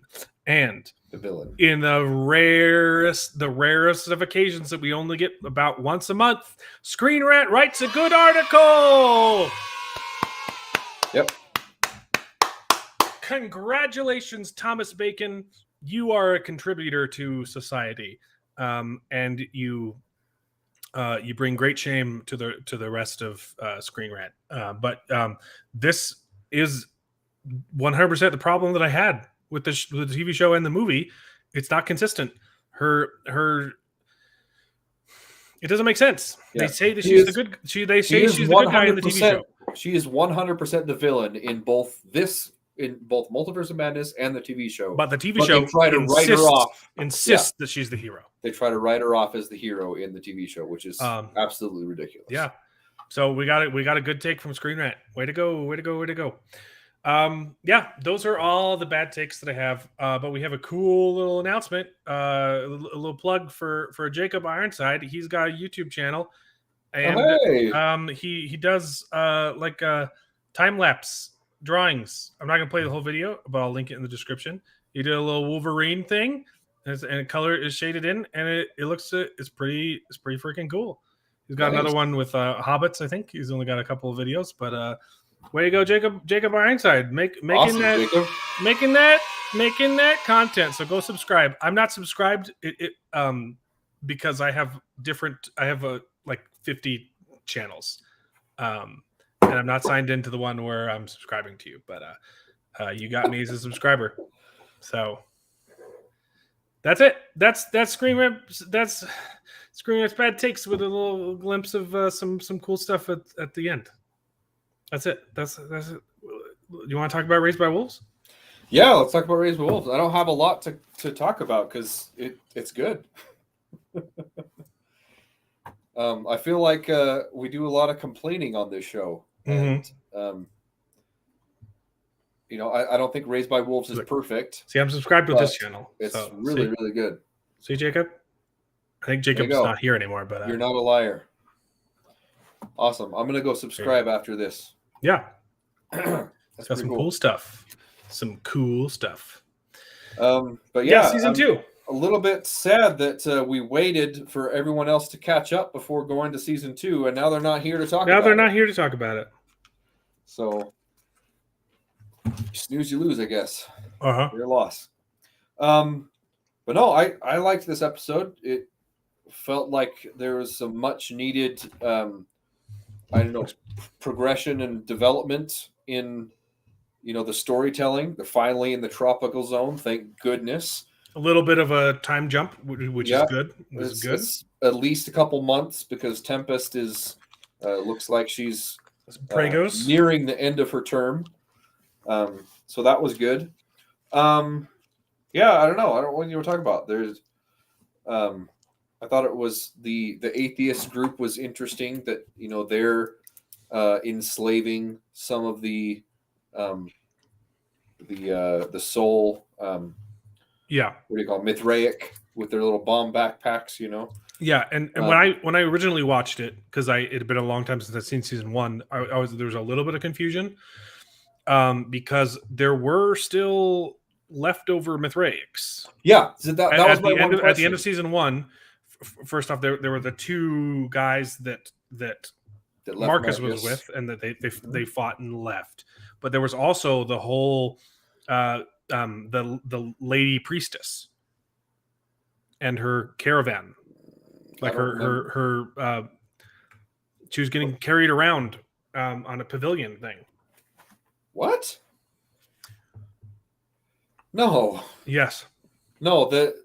What lady priestess are you talking about? I think you're the one that replaced. So in season 1, the guy who used to be in charge, Marcus takes his face and slams it into the temple, and he burns up. Yeah, and then Marcus is the head honcho guy. But there was butting heads. There was a lady priestess who was technically the next in line, and he kind of usurped her authority. But she's still very much alive. Okay, I don't remember her being on a procession or whatever. The one that looks like Uma Thurman. The one that looks like Uma Thurman. Yeah, you remember? It's like a pelican thing, with the 4 people on their shoulders. They were carrying around the original priestess guy. I remember him being carried around. I don't remember anyone else being carried around. Yeah, but I do remember he left with the son of the original guy. Betrayed him. So they split off. The rest of the last time we saw everyone else, all the Mithraics, they were still at the original campsite that the mother built with the kids. Yes. They split off. But Marcus left with a group that he then separated from, and then everyone else went to the tropical zone. Right. So that was a little bit confusing because I didn't. But the show did say the trust in this episode says, thanks to you, the only thing left of the Mithraic threat is just one terrorist, referring to Marcus. Oh, so I missed that. Either they went and picked all those guys up, and those guys are included in the Mithraic slaves that they have, or they don't know about them. Right. And the Mithraic slaves they had are just people they captured when they took over the ship. That's what I assumed. That's what I assumed too, because those people don't come up in season 2, and the whole time I was waiting, I was like, what about the lady that's still alive? What about her little procession? So they may have forgotten about them. They may have just been captured, and they don't mention them this season, but they might still be out there. They just don't come back up in this season. Yeah, I don't know if they don't come back the whole season. I think it would be. I think it's implied that they got captured. Yeah, because they can do like scans of the planet, and they would know. I think the show is implying that they got captured. There are a few like production things like that that I think were caused by COVID, which is the reason why they kind of just had to gloss over. Like maybe they couldn't have gotten that actress back. Yeah, because she just doesn't show up again. She might show up later. I don't know, but I'm pretty sure they tried to say. All those guys got captured, but we can't show them all because a lot of them couldn't come back. Yeah, I missed that line. The only issue that I had really with this episode is some of the CGI looked really off, particularly those little tanks that they were going around on the land, and there's one shot of it going across the little marshland or whatever, and then there's another shot that it goes up into the bigger ship or whatever. But that little Yeah. Land Rover hover vessel, it looked completely out of place. There are a couple shots this season that are like, and you can tell like COVID kind of messed them up a little bit. Yeah. But for the most part, it's pretty solid still. Yeah. Other than that, everything else looked good. The other spaceships looked good. I think the big mothership looked good, or the Ark ship or whatever. Yeah. Again, they're using the budget really smartly. Yeah. No, I agree. And that's when that's it how matters, they put a lot of work into it. Yeah. But no, it was good. I thought the other AI that was on the ship, the trust, the trust or was it the trust or the collective? It's both. The AI is called the trust, and the collective is all of the group the incorruptible quantum 6, or in other words, the trust. The collective is the group that the trust is running. Okay. It's like communism, basically. Yeah. I thought atheistic it was really communism. They literally raise kids as a community. Did you catch that? Yeah. That was great. And they put mother in charge of them. No, they have parents, but it is the communal responsibility to raise kids. Yeah, and I thought that was really cool. They gave mother that responsibility, and she's like, "Okay, this is what I was programmed for. I like this. Yeah, care for the children." There's a super interesting line in that scene when she walks in and the teacher is talking. Mm-hmm. I believe he's referencing Earth, but the first line you hear is he's in the middle of a lecture and he says, "Before its environment was irrevocably changed," I assume referring to Earth, by the release of hidden sector particles such as dark photons, which we know is the stuff that makes necromancers, right? Which is also why it makes me think he's talking about Earth. This is the atheistic propaganda or explanation for what happened to Earth. It was all the Mithraic fault because they started messing with dark photons and it screwed up the planet. Right. And that makes sense. That's the line that the atheists would take to explain to everything. Yeah. Whereas the Mithraic would say Earth was destroyed because of all the atheistic non-believers. Right.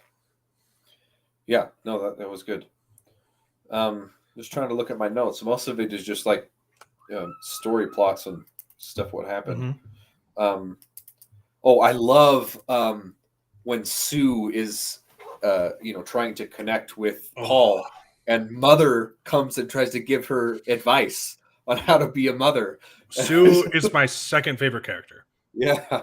Like, and her like this episode is just literally heartbreaking as a parent. She's like, "I love you. Like, can I just be part of your life?" And he's like, "No, you can't. Yeah.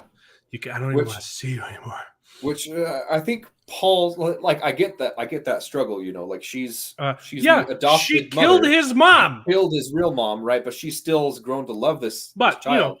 His real parents didn't love him, right? Right. We get the impression that they were terrible people that made him do terrible things. But still, like that would mess with you as a kid. Yeah. Especially when you had a voice in your head saying, "Hey, your mom is not really your mom, and she's a terrible person, and you need to shoot her." Well, no, and he says there's a dialogue. He says, "Your soul is impure. I wish you died like you were supposed to." Like right. The voice like was when saying, he shot you. "Don't just shoot." He wasn't just saying that about his mom. The voice was telling him to kill his mom. Right. Like it was prophecy that she needed to die, which is horrible. Yeah, it's really. But then the conversation that he has with Campion is fantastic. Campion's like, look, she has with Campion? No. That Paul has with Campion near the end of the episode. Mm-hmm. And he's like, "Look, I believe that, so I'm hearing Soul's voice." And Campion's like, "Look, I believe in things, just not like you. I believe that Soul is real, but I believe that he's evil because when I talked to him, he told me to kill myself." Yeah. It's so good. And then he's like, but if Soul hadn't told me the truth, my mom, Sue would still be tricking me, or I guess Mary, because she's. And then his response is, "But are you really better off knowing?" It's like, "Weren't you happier before?" I'm like, "Ooh, snap!" Yeah. Like Campion is a good written character. Yeah, I agree completely because he's raised as this atheist, but then he sees that there's forces going around that There's clearly something there's otherworldly. something there's There something is else, but he doesn't believe that believe it's it's this divine. all-knowing God that's good. Well, it might be all knowing, but he Right, doesn't think it's good. but it's not good. Yeah. So it's so good. Yeah, Campion is a very complex character, and he's written really well, and he's acted really well. Yeah. Yeah, I thought those task balls that they got that was a little bit weird, and No, then it was but I confusing because like they ate them, but it was just the androids that ate them. And Oh then no! she If you've been spit them paying out attention again. through the whole show, that's what the androids do. They carry things in their mouths. Yeah, Like she'll just put stuff in her mouth and then spit it out and to analyze use it later. Yeah, So he takes his Yeah. task ball and swallows it. I love that because it's so practical. Like, of course, like they can just put stuff They in don't- their bodies and like they don't have and then pockets. bring it back. Like, oh, it's so cool. Yeah. I love Yeah, that I he got you. swallows it. It was just a little bit weird. Like, I don't know why are they making these little task balls for everyone? Just like give them a task. Why do you have to give them? Well, anyways, it was weird, but it was fine. The other line that I really like is when they see the other atheists for the first time, and Mother's like, "Wait, these guys aren't good." And she's like, "Are these are the people that my kids are supposed to look up to? Like, where are the artists and the stuff?" And Sue's response is fantastic. She said, "Well, the people who survive, the kind of people who typically survive wars, are not the artists." Yeah, that was good too. Yeah, she was. But she's also talking about herself, like. I murdered his parents, like I'm a pretender. Yeah, absolutely. Also, I think the tractor beam gun is really cool. Tractor beam. Oh yes, how Marcus escapes the acid things. Sure. Yeah. I don't get Marcus's motivations here. Like he's really weird, and I get that he's supposed to be weird and unhinged, but he's trying to find Soul's voice again. Yeah. And save his son. Yeah, it just seems weird that he's going to go on this kamikaze thing to crash his ship into their ark, and then he's kind of just like following the spirit, like or at least what he thinks.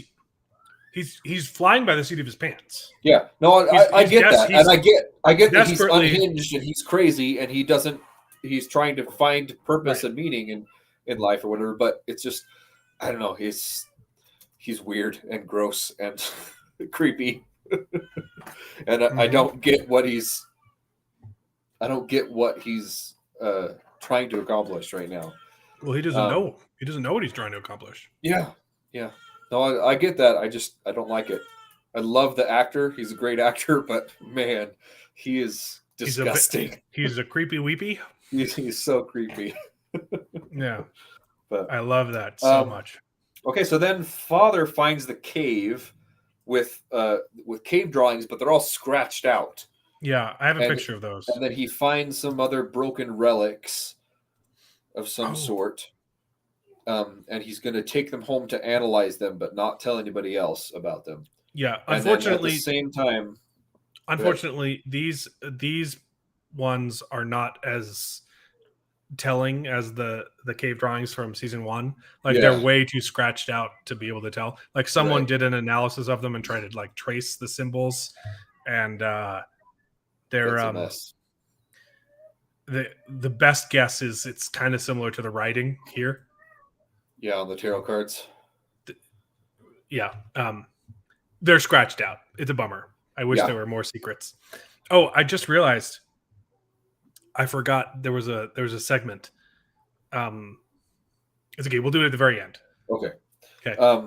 Yeah. So I thought that was interesting that what's someone's motivations for scratching out those cave drawings, so that's intriguing. And then right after that, Campion finds an egg, which I don't know, maybe it's a snake egg. I don't know. And then Paul finds a magic D12 in the sand. But we know how the snakes are made, so we know it's not a snake egg. Well, They we have to know be how they that. have to be birthed through androids. Do we know that every snake has to be birthed through an android? Yeah, because we saw the flashback of them doing that in the past. It's a ritualistic thing. Okay. So, okay, sure. I don't think that was set in stone that every snake had to be born that way, but I thought it was just Well, it makes sense if it could have been if they are biotech. They right, have to be a cross between. But yeah, but they uh, could reproduce asexually once they've been maybe I don't made know. in the past. So, It's kind of anyways, implied like they've done I that guess several yeah, you're times, right. and that's why they found the empty hexagon thing they had to imprison. They had to like capture androids and force them to bring snake babies to term. Yeah, creepy. Um, Yeah. So Paul's got a magic D12 with symbols that are like the tarot cards, and he notices there's something inside it. and he thinks it's a seed. He thinks Well, it's a because he seed sees to, a picture of the tree of life, to and then he make the assumes, tree. Yeah. and he shakes it and says, I think it's a seed. The tree hasn't been planted yet. We need to plant Yeah. the tree of life. Yeah. Um, So that's there's another take. line that I liked from Father that I think we skipped over, and he's talking to Sue, or maybe it's Mother, when she says, I "It's not so easy. I killed Paul's mother," and then she says, "Yes, that is an obstacle to overcome." Yeah. And I think you mentioned when she's like, "Well, here are some protocols that I use." That yeah, it's so good. Yeah. I thought that was great. Yeah. And then they talk about the signal, Sue and Mother. Yes, the signal that the hearing voices and stuff like that. So at first, that's their speculation of what's going on. She says, "Well, I experienced a similar thing with her being beguiled by the serpent, right in the VR." And she says, "Well, I was only susceptible to it when I was plugged into the VR, but perhaps that same signal that tricked me is something that humans can hear in their heads." And so they're like, "Well, where's the signal coming from?" Yeah, that's interesting. When I And first is it soul? and yes, Or is it what pretending you to be interpret as soul? Is it some other entity like using humans' belief in soul to do things, or is this just actually soul? Yeah. Or is it just some voice that people attribute to soul because that's what Because they they're believe? mad or something. Yeah. Yeah. But it's telling you real things though, so it knows real stuff, and we've seen it adapt its plan. And We've so seen far, it change its plan.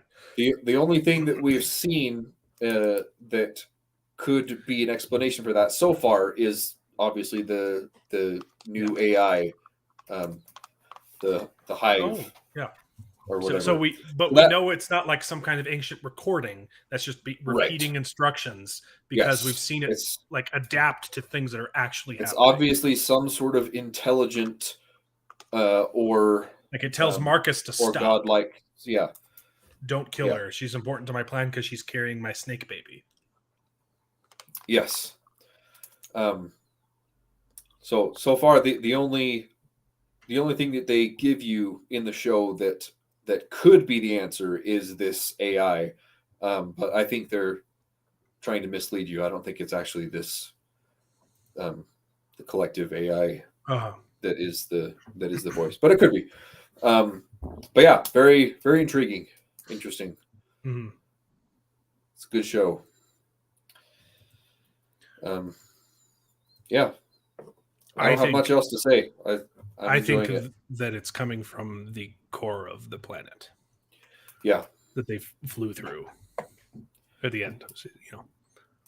Quite possibly. We don't know much about that. I think that's the location of the signal. What is sending the signal? They still don't tell you. Yeah.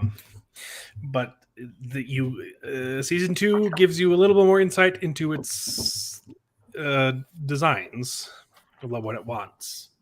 Okay. Also, doesn't answer a lot of questions. Brings up more questions. So yeah, but it's good. So yeah, and also so far we've seen the voice speak to one person at a time, but then there's also the visions of Tally and other things that fell down the hole, right? Yeah. And we don't know if that is the same Father voice. saw those visions without ever interfacing with the VR. Right. Yes. Mhm.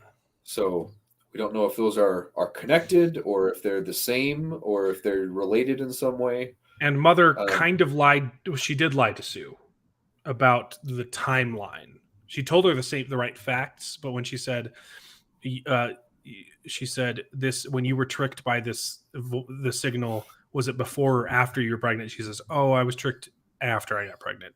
When we know that she was tricked into getting pregnant, right. right? And then Sue's like, And "Oh, well, maybe lied that's why about you lost the babies because that thing interfered with your pregnancy." No, that was the pregnancy.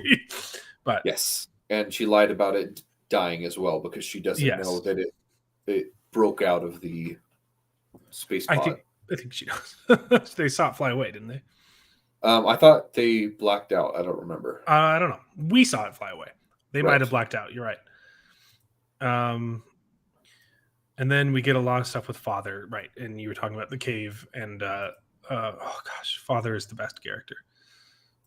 Agreed. Oh, his conversation with Mother though is when they're talking about Campion, and she's like, "Oh, those things are poisonous," and he's like, "No, you need to, loosen your reins a little bit because she's got the natural like mothering instinct," and he's like, "They're never going to learn if you keep mothering them." And she's like, Yeah. "Oh, you have such wisdom." I was like, there was like a little bit of sarcasm in that, like you're so smart, like, but it's like just alien enough that's like it's not quite sarcasm, and these two are so good at acting like robots pretending to be human. Yeah, it's so good. Yeah, it's interesting too because it's they're not typical robots; they're androids. No. They're meant to mimic. But can you imagine behavior. how hard of an acting job that is? Like if you're just a robot, you can do that, right? And if you're just a human, you can do that. But if a human trying to, if you are a human playing a robot who is trying to mimic human emotions, and slowly actually kind of developing them, like that is a tough biscuit to swallow. Yeah, and they're really good at it. They are really good at it. I think Father is really good at it in the way that he communicates and the way that he reasons through things. Oh, and his dialogue. And Mother, his dialogue is so good. He's so good. And Mother, I think, shows it in the way that she carries herself. Like sometimes she's walking and she's like, nobody walks like that, It's just she always has her belly kind of slightly protruding. Her belly is forward and her shoulders are kind of like back a little bit. And she's like so freaking awkward. Yeah, the way she gyrates is just no, really good acting. And then Father's dialogue when he's talking to the little girl whose name I don't remember off the top of my head, but she's a really cute actress.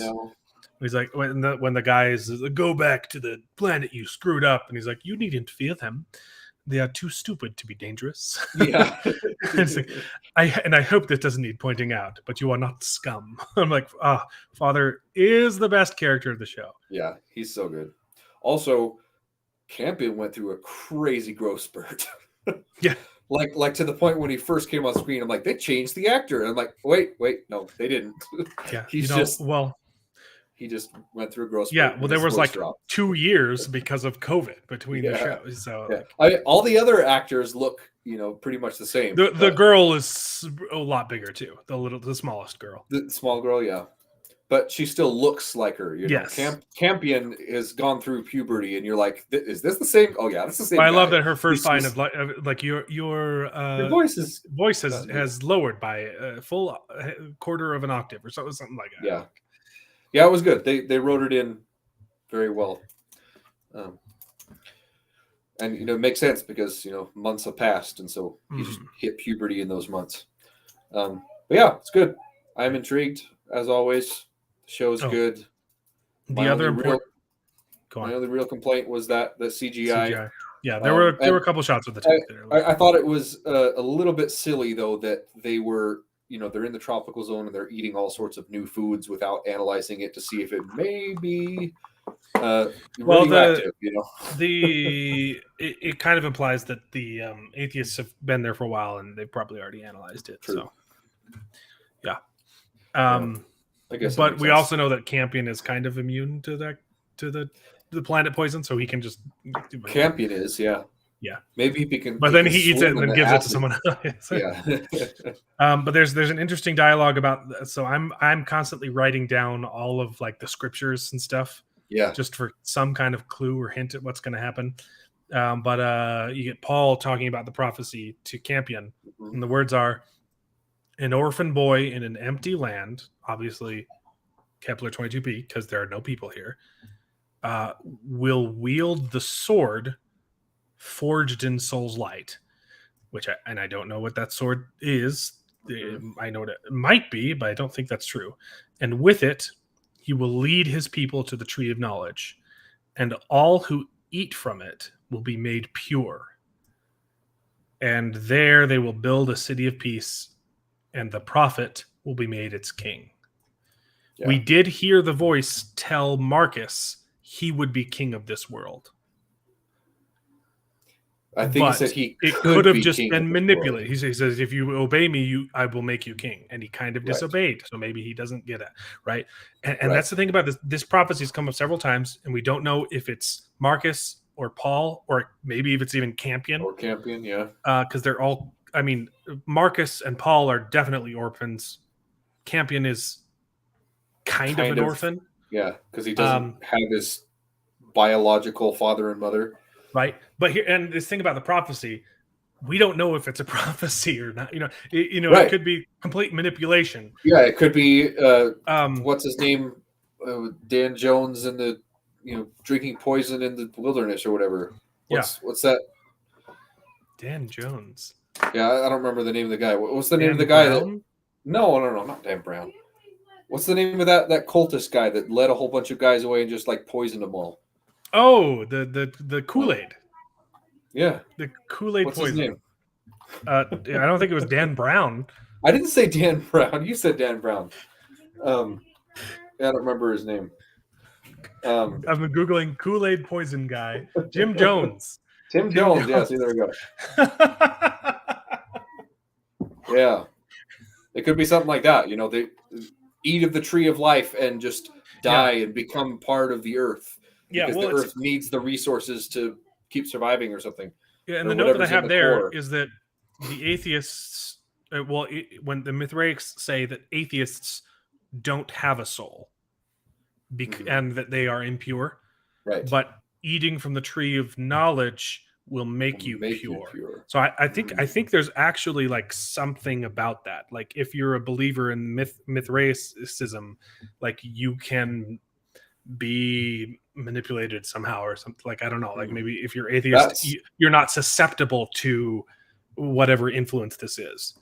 Maybe that makes sense too with Marcus's final thing, because he's got himself and one follower in a cave plus an android-ish follower. I think it might just be super literal like that. Not literal. I think that whole the question of purity is literally just the person's willingness to believe in soul. Yeah. Because if they do, they're going to listen to the voice. Right.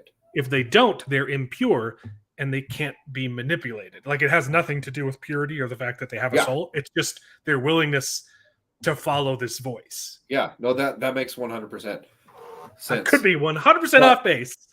No, yeah, that makes sense a lot. And I'm saying that makes sense for Marcus too, because he's got himself and one and a half followers in the cave, and his whole thing is, I'm going to convert all these atheists. And I thought that was very strange, but that makes sense. Oh, if that's the prophecy, if everyone who eats from the tree of life is made pure, then I love that line though. When he's talking to the other Mithraic, he's like, "Well, I believe you, but I was never baptized." It's like, I don't give a crap about yeah. I don't give a crap about all that. I don't care about all that crap. It's like I just believe in I'm like the pure, puritanical. He doesn't Calvinist, like yeah, exactly. Like he doesn't care about all the. I don't care about all that moopy goopy formalities. I don't care about your papal indulgences. Here are my. Yeah, no, that's exactly. Here are my theses of all of your sins. I shall nail them to the door. That's exactly what it is. He doesn't care for all the formulaic religion stuff. He is heard the voice of Soul. So like he's the guy, he's the prophet, he's the he's the king of the world, and it doesn't matter with all the because he's not baptized either, right? Yeah, no, He was an atheist, and he didn't he's a believe anything convert. until he heard the voice of Soul. So it's very interesting. So we'll see where it goes. The episode ends with them burning the Mithrakes. It's the people not liking the kids. Yeah. A little symbol of Soul. Yeah. This show's so good, and I agree. I'm super It's worried getting about better it and better. because they still haven't announced season 3. Yeah. I'm getting really scared. So tell all your friends, go sign up for HBO Max and go watch Raised by Wolves so that I can finish watching the show. Yeah, it's really good. Like, if you want to, we can talk too about compare it to Outer Range, because I finished that show, and I'm telling you, man, it's a mess. I like shows with holes in the ground.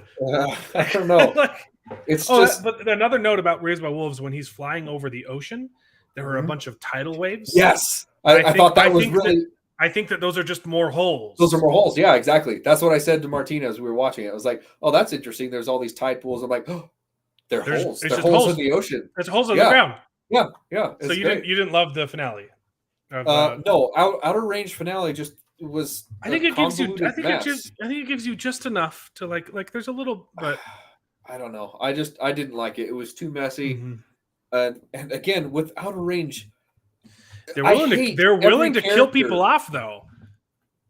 But I don't know. They also killed off every the best character. They killed the best character in the show, though, in the final episode. I don't remember who. Oh, in the truck. The boy. Are you kidding me? Yeehaw! The stand-up cowboy. That scene is so funny. She's just standing in the road. Yeehaw! And they just start shooting at each other. It's so freaking good. No, but yeah, the person who dies in that scene, I'm trying to be coy for but is the best character in the show. Come on, he was so entertaining. He was entertaining for sure. He was hilarious. I hate every single character in the show. Every single person is unlikable, and their motivations are just like I hate them. I hate them all. I was right though. I was right about the girl. Yeah, that was my prediction too. Yeah, right from the start, from episode 1, before they even give any clues. I'm like, they're going to do this weird thing because that's what they do in all of these sci-fi shows. It's time travel. One of the characters is two of the characters always. Yeah. And I mean, you had two. I was just right about who it was. It was it was pretty obvious. Okay. I also think it comes in threes. Maybe it's his wife too. Maybe it's his wife. Mm-hmm. His wife. Maybe that's why she's having a crisis. Maybe that's why she has a crisis of faith. Maybe she dyes her hair. That's so stupid. And she's her own grandmother. She doesn't have the scar, so it's cosmetic surgery. I don't know. I just think this show is so dumb. I liked it. She what was she doing with the bear? Like, she shot a bear, she had it bite her hand, like she was gonna fake some attack or injury, never mentioned again. And then she buries the bear, and then she shoots the other bear, and then she buries that bear. It's like, what was the point of that whole plot line? It didn't make any sense. It's just everything was so messy. Like the daughter disappears for like 2 seconds, and then she's shouting, "She's gone! She's gone!" If you looked everywhere, yeah, she's gone! Oh, you gotta tell her she's gone. It was just, it was so dumb. Yep. I don't know. I was worried that that's the way that the show was gonna go, and it's a convoluted mess of confusing, wibbly wobbly stuff that they feel like they don't have to explain because there's a hole, and so there could be plot holes in the show, and that's fine because it's sci-fi, and that's what sci-fi is. But it's not, because Raised by Wolves is filling those holes. It's answering questions. Yeah, sure. It's weird. Yeah, but it makes sense. And I agree. Raised by Wolves is a much better show. Right. I enjoyed Outer Range though. I thought it was a fun romp. It was all right. I also really liked the visual of the buffaloes just coming out of that hole. I was like, oh, that's cool. yeah. Although the one scene where they're driving parallel to them and they don't slow down, they're like, what is that? I'm like, come on, put on the brakes, guys. Yeah. Also, the Autumn was trampled by a herd of buffalo, and she's apparently fine. Well, she only got hit like a couple times. Okay, a couple of times by a stampeding beefalo. Yeah, she probably broke some bones. That's good. No, it was The last ridiculous. line of the show is pretty good though. Like, they're gone, they're all gone. And she's like, no, she's here. That's pretty good. Yeah, but It's pretty good. but like, why? Pretty good. Pretty good. There's just a hole. What's there's a Autumn's gaping. There's a motivation? hole, and I'm trying to fill it in. I love And that scene. That scene was amazing. That it was episode 2 or 3. He's Yeah, saying that prayer, and he's like, God, there's a So hole, and I'm good. asking you to fill it. I'm Come asking down for- here and I explain just- yourself. I don't know. Just to, come on. Oh, that was so good. I liked it. I think the show has potential. Yeah. I just think it's intentionally not answering questions just because it doesn't feel like it has to, and that bothers me. And it's a fine line in sci-fi shows, and I feel like too many of them tend to be too esoteric and too confusing and convoluted just because that's what they think is expected of a sci-fi show. I have a gut feeling though that they do have the answers. They just want to. They just want to take their time with it. I hope so. And I could be wrong, but like the quality, the production quality, and all the other stuff, just gives me a gut feeling like they actually know where it's going, and so I'm willing to give them the benefit of the doubt. I hope I'm not spurned, but I'm enjoying it so far. Yeah, I think there are a lot of shows that do that, and I think you've been burned by them. But I really think that this one knows where it's going, but it just wants to take its time getting there. I was fine with it up until the last episode, and everything just kind of fell apart, and the character motivations. It also did answer a lot of questions. Yeah, but it didn't answer questions about him, about her, about them, and about those, and also killed off some characters, so we know what happens to them. Yeah, but okay, so it answered questions about his past, right? Yeah. But it makes his motivations and the decisions he's made throughout the series even more confusing. If he knows he came from this hole, kind of strange. The fact that he's not trying to like think about it scientifically, he's kind of more afraid of it. I'm like you got to start figuring out what this is, right? Yeah, exactly. You came from this hole. You know that it's some sort of weird time jump thing, and he's just like confused that the hole shows up. And we've seen it come and go, So so it disappeared when he came through it, and he couldn't go back. So maybe he's just scared of that, and then he's and for good reason, because the same thing happens to his son. Yeah, but I mean, so he doesn't see it as a good thing. He sees it as an evil thing, and the girl sees it as an opportunity, and he doesn't think it's an opportunity. He thinks it's a curse. Well, but he's also using I totally agree with you. Of dead bodies I totally agree with you that he should be trying to figure it out. Yeah, but he knows that it's not a portal to like nothing. He knows it goes somewhere because he's been through it. Yeah. So why is he throwing all this evidence of the dead bodies down there? It doesn't make any sense. His motivations, because we know that he's gone through this hole before, and maybe he thinks he's putting it into the past. Maybe he didn't know that it was going to send it to the future because, I guess I don't know. It just doesn't make any sense. It answers some questions, but in answering those questions, it made it more confusing. Brings up a lot more, yeah. And specifically about the character motivations. Okay, so we finally got confirmation that Autumn was his granddaughter, right? Yeah. What the hell happened to her? Because she left. She left with something her mom. happened with her mom. Yeah. Something happened, and all at of a some sudden point she goes into the past. Kill her granddad. Like, at some point she has to travel into the past. Yeah. Yeah, apparently, but I don't know. It's just annoying. Or maybe she comes here from the future.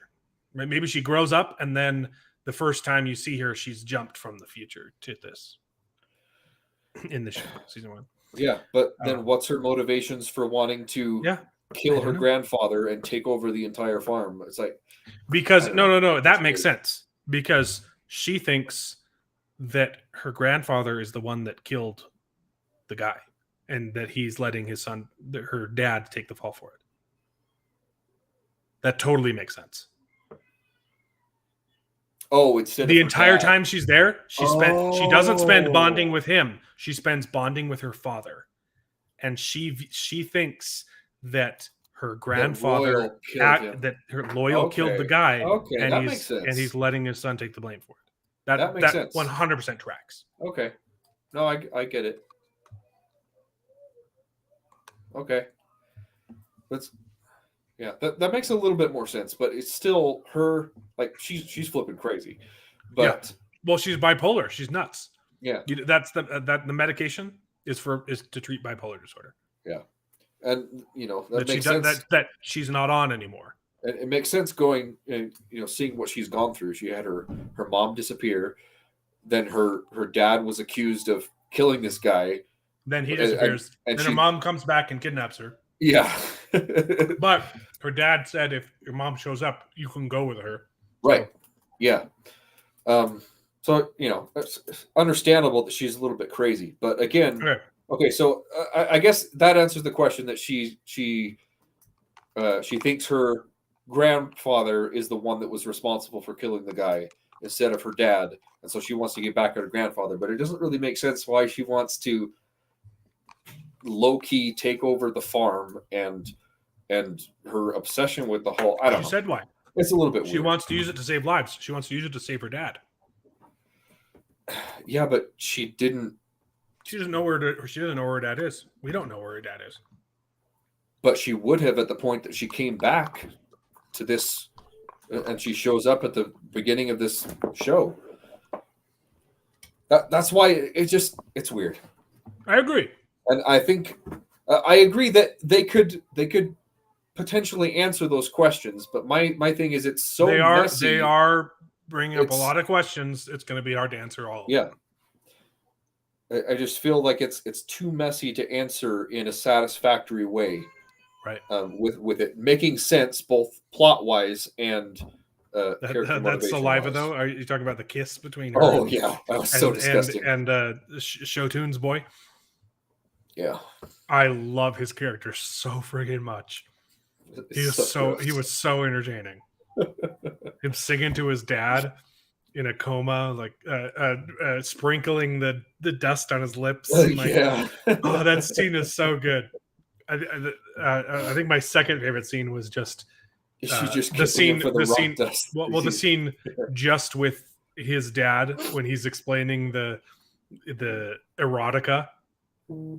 Yeah, when he's like, I would go around and I would just fill every corner of my house with erotica, and I didn't feel anything, and then I found this rock and it excited me, and so that's what my purpose has been my whole life, is to chase that high. And I'm just like, that's such a creepy guy, such a good bad guy.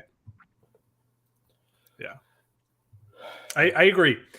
It's going to be hard. I think they still can do it, but it's getting kind of convoluted. Yeah. For sure. Do you want to play a fun game? Sure, we got a little bit of time. Last game of the night. This is a game I like to call, can you guess what TV show this is? Uh-oh. I don't know. Eternals? I haven't seen that yet. What's it from? Does this help? Halo? It's Halo, baby! Master Chief lost his virginity this week. All right. Okay. Yeah. He has sex with a Covenant spy. So interesting. Is that Lady Gaga? Yeah, it looks like Lady Gaga. Yeah, no, she's a girl who was, as a little girl, kidnapped by the alien race and raised by them, and she's a traitor, and she's spying on the good guys, and Master Chief bangs her, and Cortana watches the whole time. Oh, that's creepy. He's literally been naked for like half of the show. What is this show? It's not Halo, I'll tell you that. Yeah. I haven't met a single person who liked that show. Master Cheeks and Justin Bieber. That is so Oh, that's accurate. good. That's good. Yeah. The spy, the spy who snagged him is pretty good too. Yeah, that's Yeah. disappointing. Yeah. No. I What is have. that on? Is that Apple Plus or I who's think it's making that Halo? Paramount. I think it's Oh, Paramount Paramount Plus. Plus, right? Yeah, I have not been watching it, but I have been watching people who have watched it. yeah. Same here. I'm watching the Shadiversity as their coverage of Halo because Oh, are they covering it? oof, it is not. Yeah, it's a bad show. So, Yeah. yeah, I'm slowly becoming more and more jaded, and I fully accept that I was already pretty jaded, but I'm just so disappointed with the state of things right now. Yeah, and you mentioned Wheel of Time season 2. Yeah, like I don't have any hope for it anymore. it's so funny that the Tanner still hasn't finished it. Yeah. He's just one episode away, and like I have to watch it because I love the Wheel of Time, right? So I have like even if it's terrible, I'm gonna keep watching it, and I'm gonna call him out on it because it's something I deeply love. But it's so interesting to see that just normal people who are not invested in the franchise at all, after watching all of the episodes, can't even be bothered to watch the finale of the show because it's not good. It's just not a good sign. So, yeah, it's sad. And as we finish that show, I mean, we talked about it countless times, but yeah, we didn't like season 1, but we all thought that it was not irredeemable, right? They could come back from it, and I don't feel that way anymore. Just hearing all the announcements have said, the announcements post season 1, they have just completely disregarded all criticism. Yep. And they're gonna double down on their bad decisions, and it's just gonna be nonsense. Yeah, I'm very disappointed. but we're doing our part in criticizing it, hoping that they'll fix it. Like, hey, the fans fixed Sonic. Yeah, you know, they listened to criticism in Sonic and they fixed it, and it was Sonic 2 was freaking great. Good. I had a great time. I haven't seen the second one. I took Elliot to see it, and he had a blast. It's a dumb kids movie, but it's good. Yeah. We had a blast. So, this kind of comment, criticism of the media is with the intent of fixing it. Yeah, I would rather. You can see the same thing with the Zack Snyder cut for Justice League. Yeah, the fans cried out for that, and they finally allowed him to release that, and that fixed. Yeah, Justice League. But it's just these producers and studio executives that just don't want to listen to the fans and don't want to please the built-in audience that they already have. It's just it's disgusting. Jacob, I literally showed it on the stream, but you tuned out for like 30 minutes. I'm subscribed to your channel, Jacob. So you snooze, you lose. You'll have to watch it on the VODs. We saw your Wolverine art. It was really very cool. It's really good. What was the point? Disappointed in Wheel of Time. And apprehensive about Obi-Wan. Yeah, you said you had some bad news about Obi-Wan. What was that? You want to be spoiled? So they're not confirmed, but there have been leaks, and the people who have leaked them have been right about a lot of things. Okay. It's not going to be about Obi-Wan. I'll say that. Okay. It's going to be about the Black Inquisitor lady. They're gonna pull a. She's the hero of the show. She's the hero of the show. She's going to be hunting him down, and she's going to find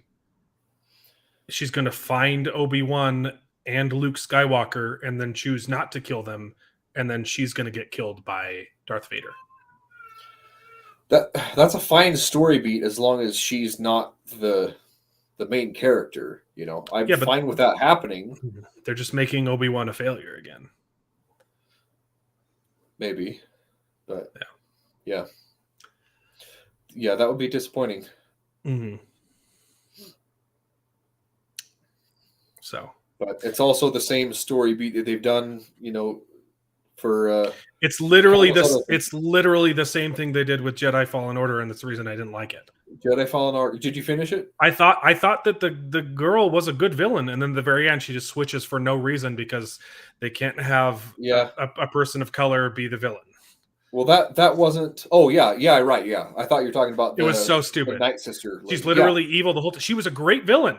Yeah, And then at you're the right. very end, she's like, "I'm gonna be nice," and then Darth Vader kills her. They're gonna literally do the same exact plot for Obi-Wan Kenobi. And it's the same thing with the Battlefront 2 campaign Yes. as well. The exact same story as same Battlefront 2. It's like, how many times can you write the same story? Yeah, I like it was the second sister in Yes. Jedi Fallen Order. She was cool. The seventh sister was horrible. What a The big horrible brute. character. Looked super ugly and was just absolutely ridiculous and wasn't imposing at all. And I hated her character in the game.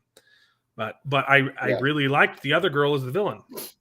Yeah, it was really cool. She wasn't the villain anymore. And you're right. She should have stayed the whole time. My issue with Fallen Order, if we're going to go into that, I really liked the whole game, the gameplay, everything up until the very end.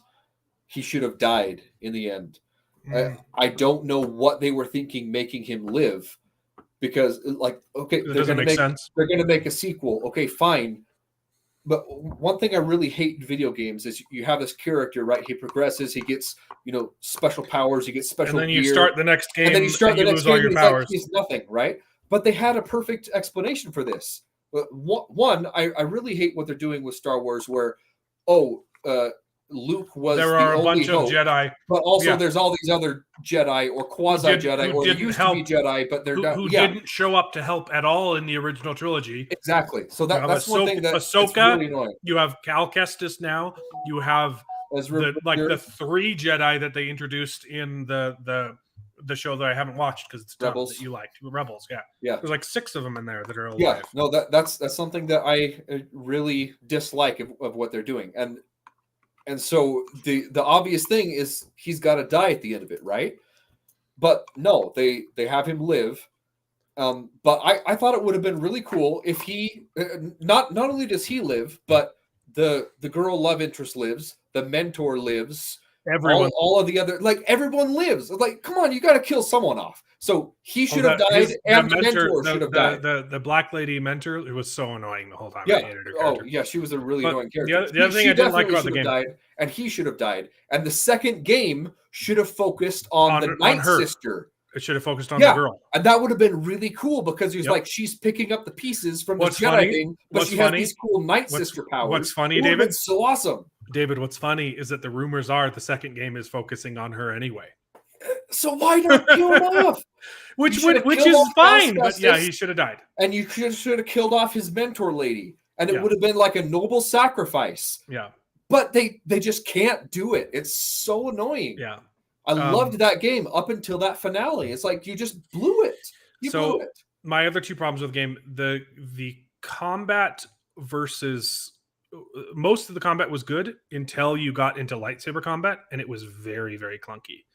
I experienced I liked it. I experienced several game-breaking glitches in the combat that was very, very frustrating. Did you play it on PC? Yes. Huh. And it changes depending on the difficulty that you're playing it on. And if you're playing it on the actual real difficulty, there are game-breaking glitches. Really? You can just the way that they basically tried to clone Dark Souls, and they just did it poorly. And the whole picking up your lost souls was just a completely worthless mechanic. It didn't offer anything to the game. And the combat was very clunky, but shoving stormtroopers around was super fun, except that the progression took way too long, and you only feel really cool at the end of the game when you finally have all your powers, and you barely get to use them and the game ends. And also, what bothered me is the entire story. Yeah. You're trying to track down this thing that your Jedi that the what was his name? Whatever. Concastus? No, the dead one, the Oh, hologram guy. I don't know. You're tracking down this list of force sensitive users that he hid, and you're doing all this tomb raiding stuff through like completely unexplored things, except that guy already explored them. And so it like a lot of the stuff just doesn't make sense why all these mechanisms are broken and you have to fix them, except that someone has already been there before you, and it doesn't make sense the state that things are in. Because he went there to hide those things. But yeah, I get you. It doesn't make it's a any video sense. game mechanic, but yeah. Yes, I know, and it's stupid, and I hate it. That was the one thing I didn't like about the Batman Arkham Asylum. Great game, but you literally there are parts of that game where you break through a wall, and there's only one entrance, and then there's a goon inside. And then to get out of that room, you have to break through another wall. And you're like, how did that goon get there? Yeah. He's just standing in a completely closed off area. And there's also a Riddler clue in there too. And you're like, how did the Riddler get in there? There's literally no entrances to this building. Yeah.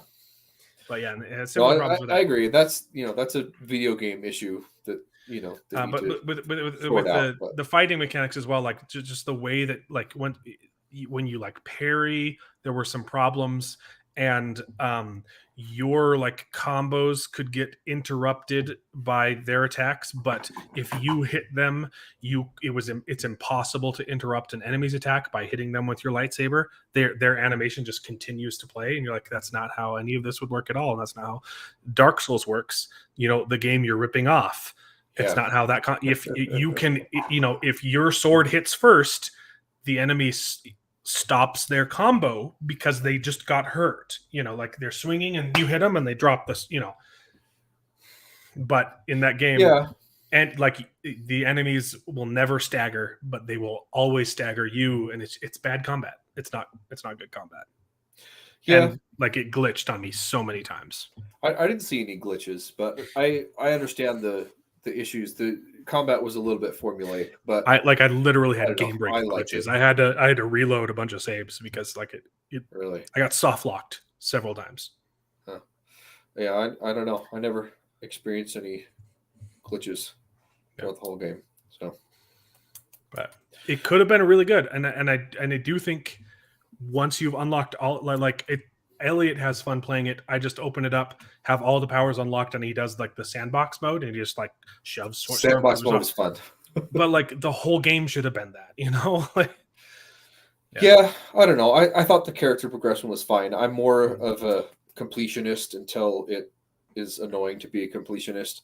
So I took my time and got all the unlocks and everything before I did the game. So I felt like I progressed well enough. And experience the powers or whatever before the end of the game. But I don't know. That was just me. And it may have been the difficulty level that I was doing. I don't remember if I played on the default or one harder than the default, but it was fun. Mm-hmm.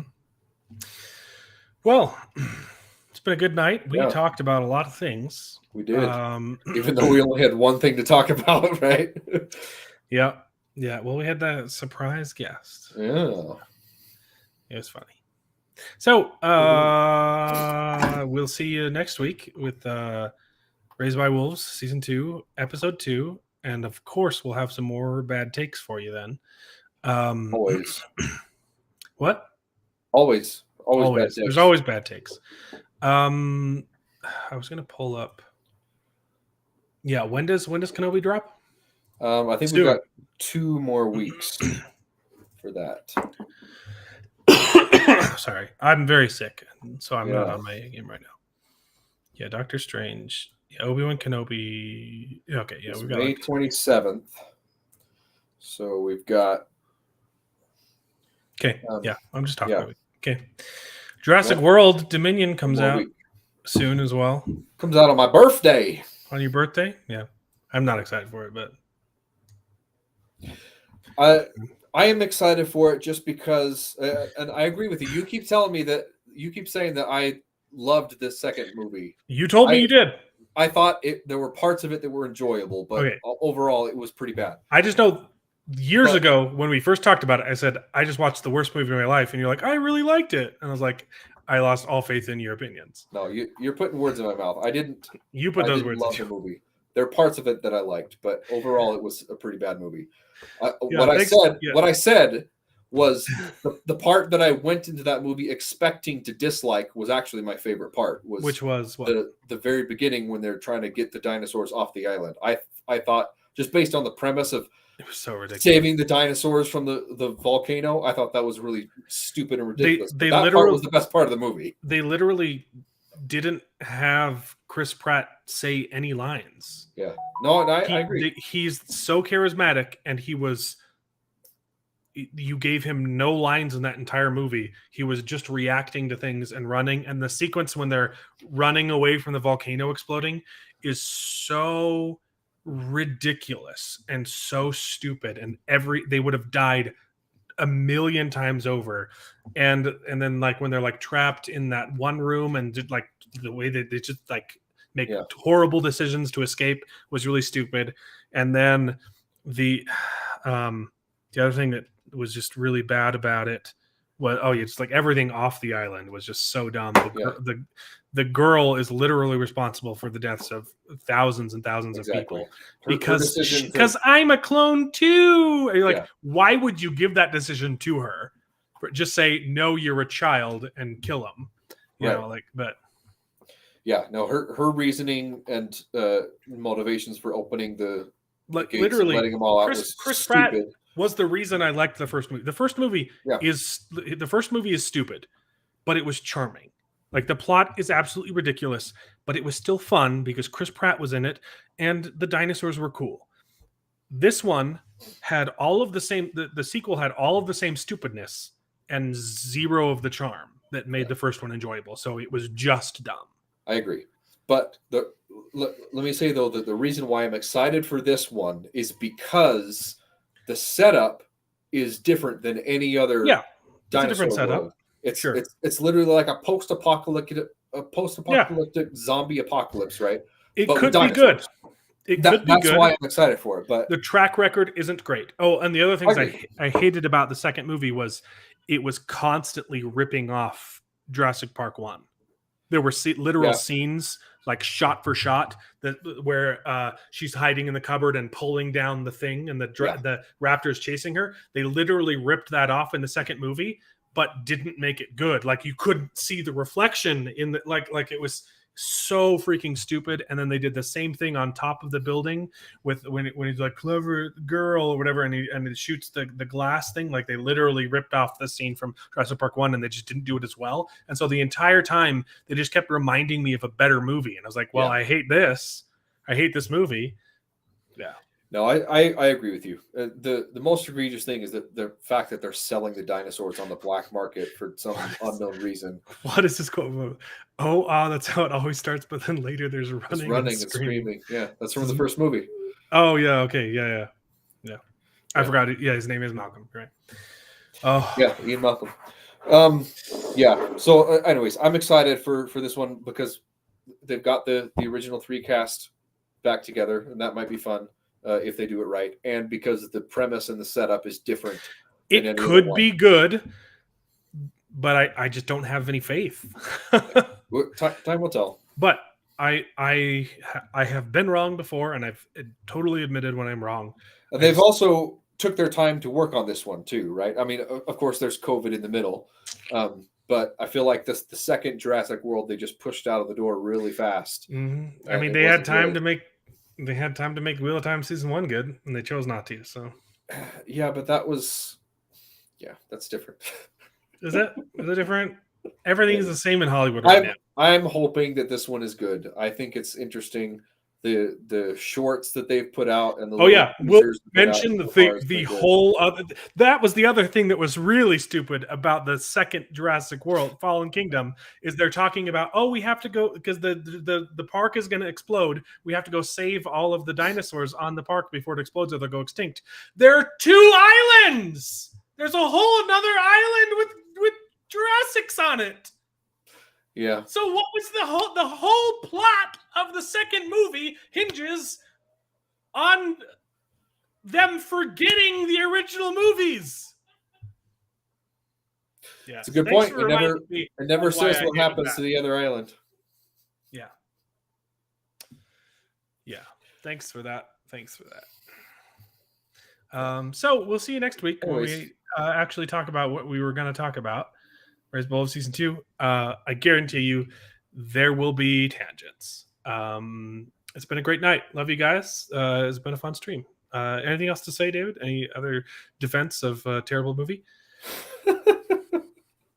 You keep throwing me under the bus, but I'm I'm hopeful. I fully accept that your opinion has changed, but I 100% remember I was totally thrown off by your initial opinion, and I was shocked. It was one of those like moments that I will never forget in life. You know, like when your uncle touches you, and like it's burned into my memory because I was like, that was one of the worst things I've ever seen. And then I talked to my brother. I was like, well, did you like you watched it? It was so bad, right? And you're like, no, I loved it. I had such a good time in the theater. And I was just like, my brother is a retard. What I said is I was surprised. I used to look up to this man. I used to look up to this man. Never meet your heroes. Never meet your. I love you, bro. Yeah. All right. Bye.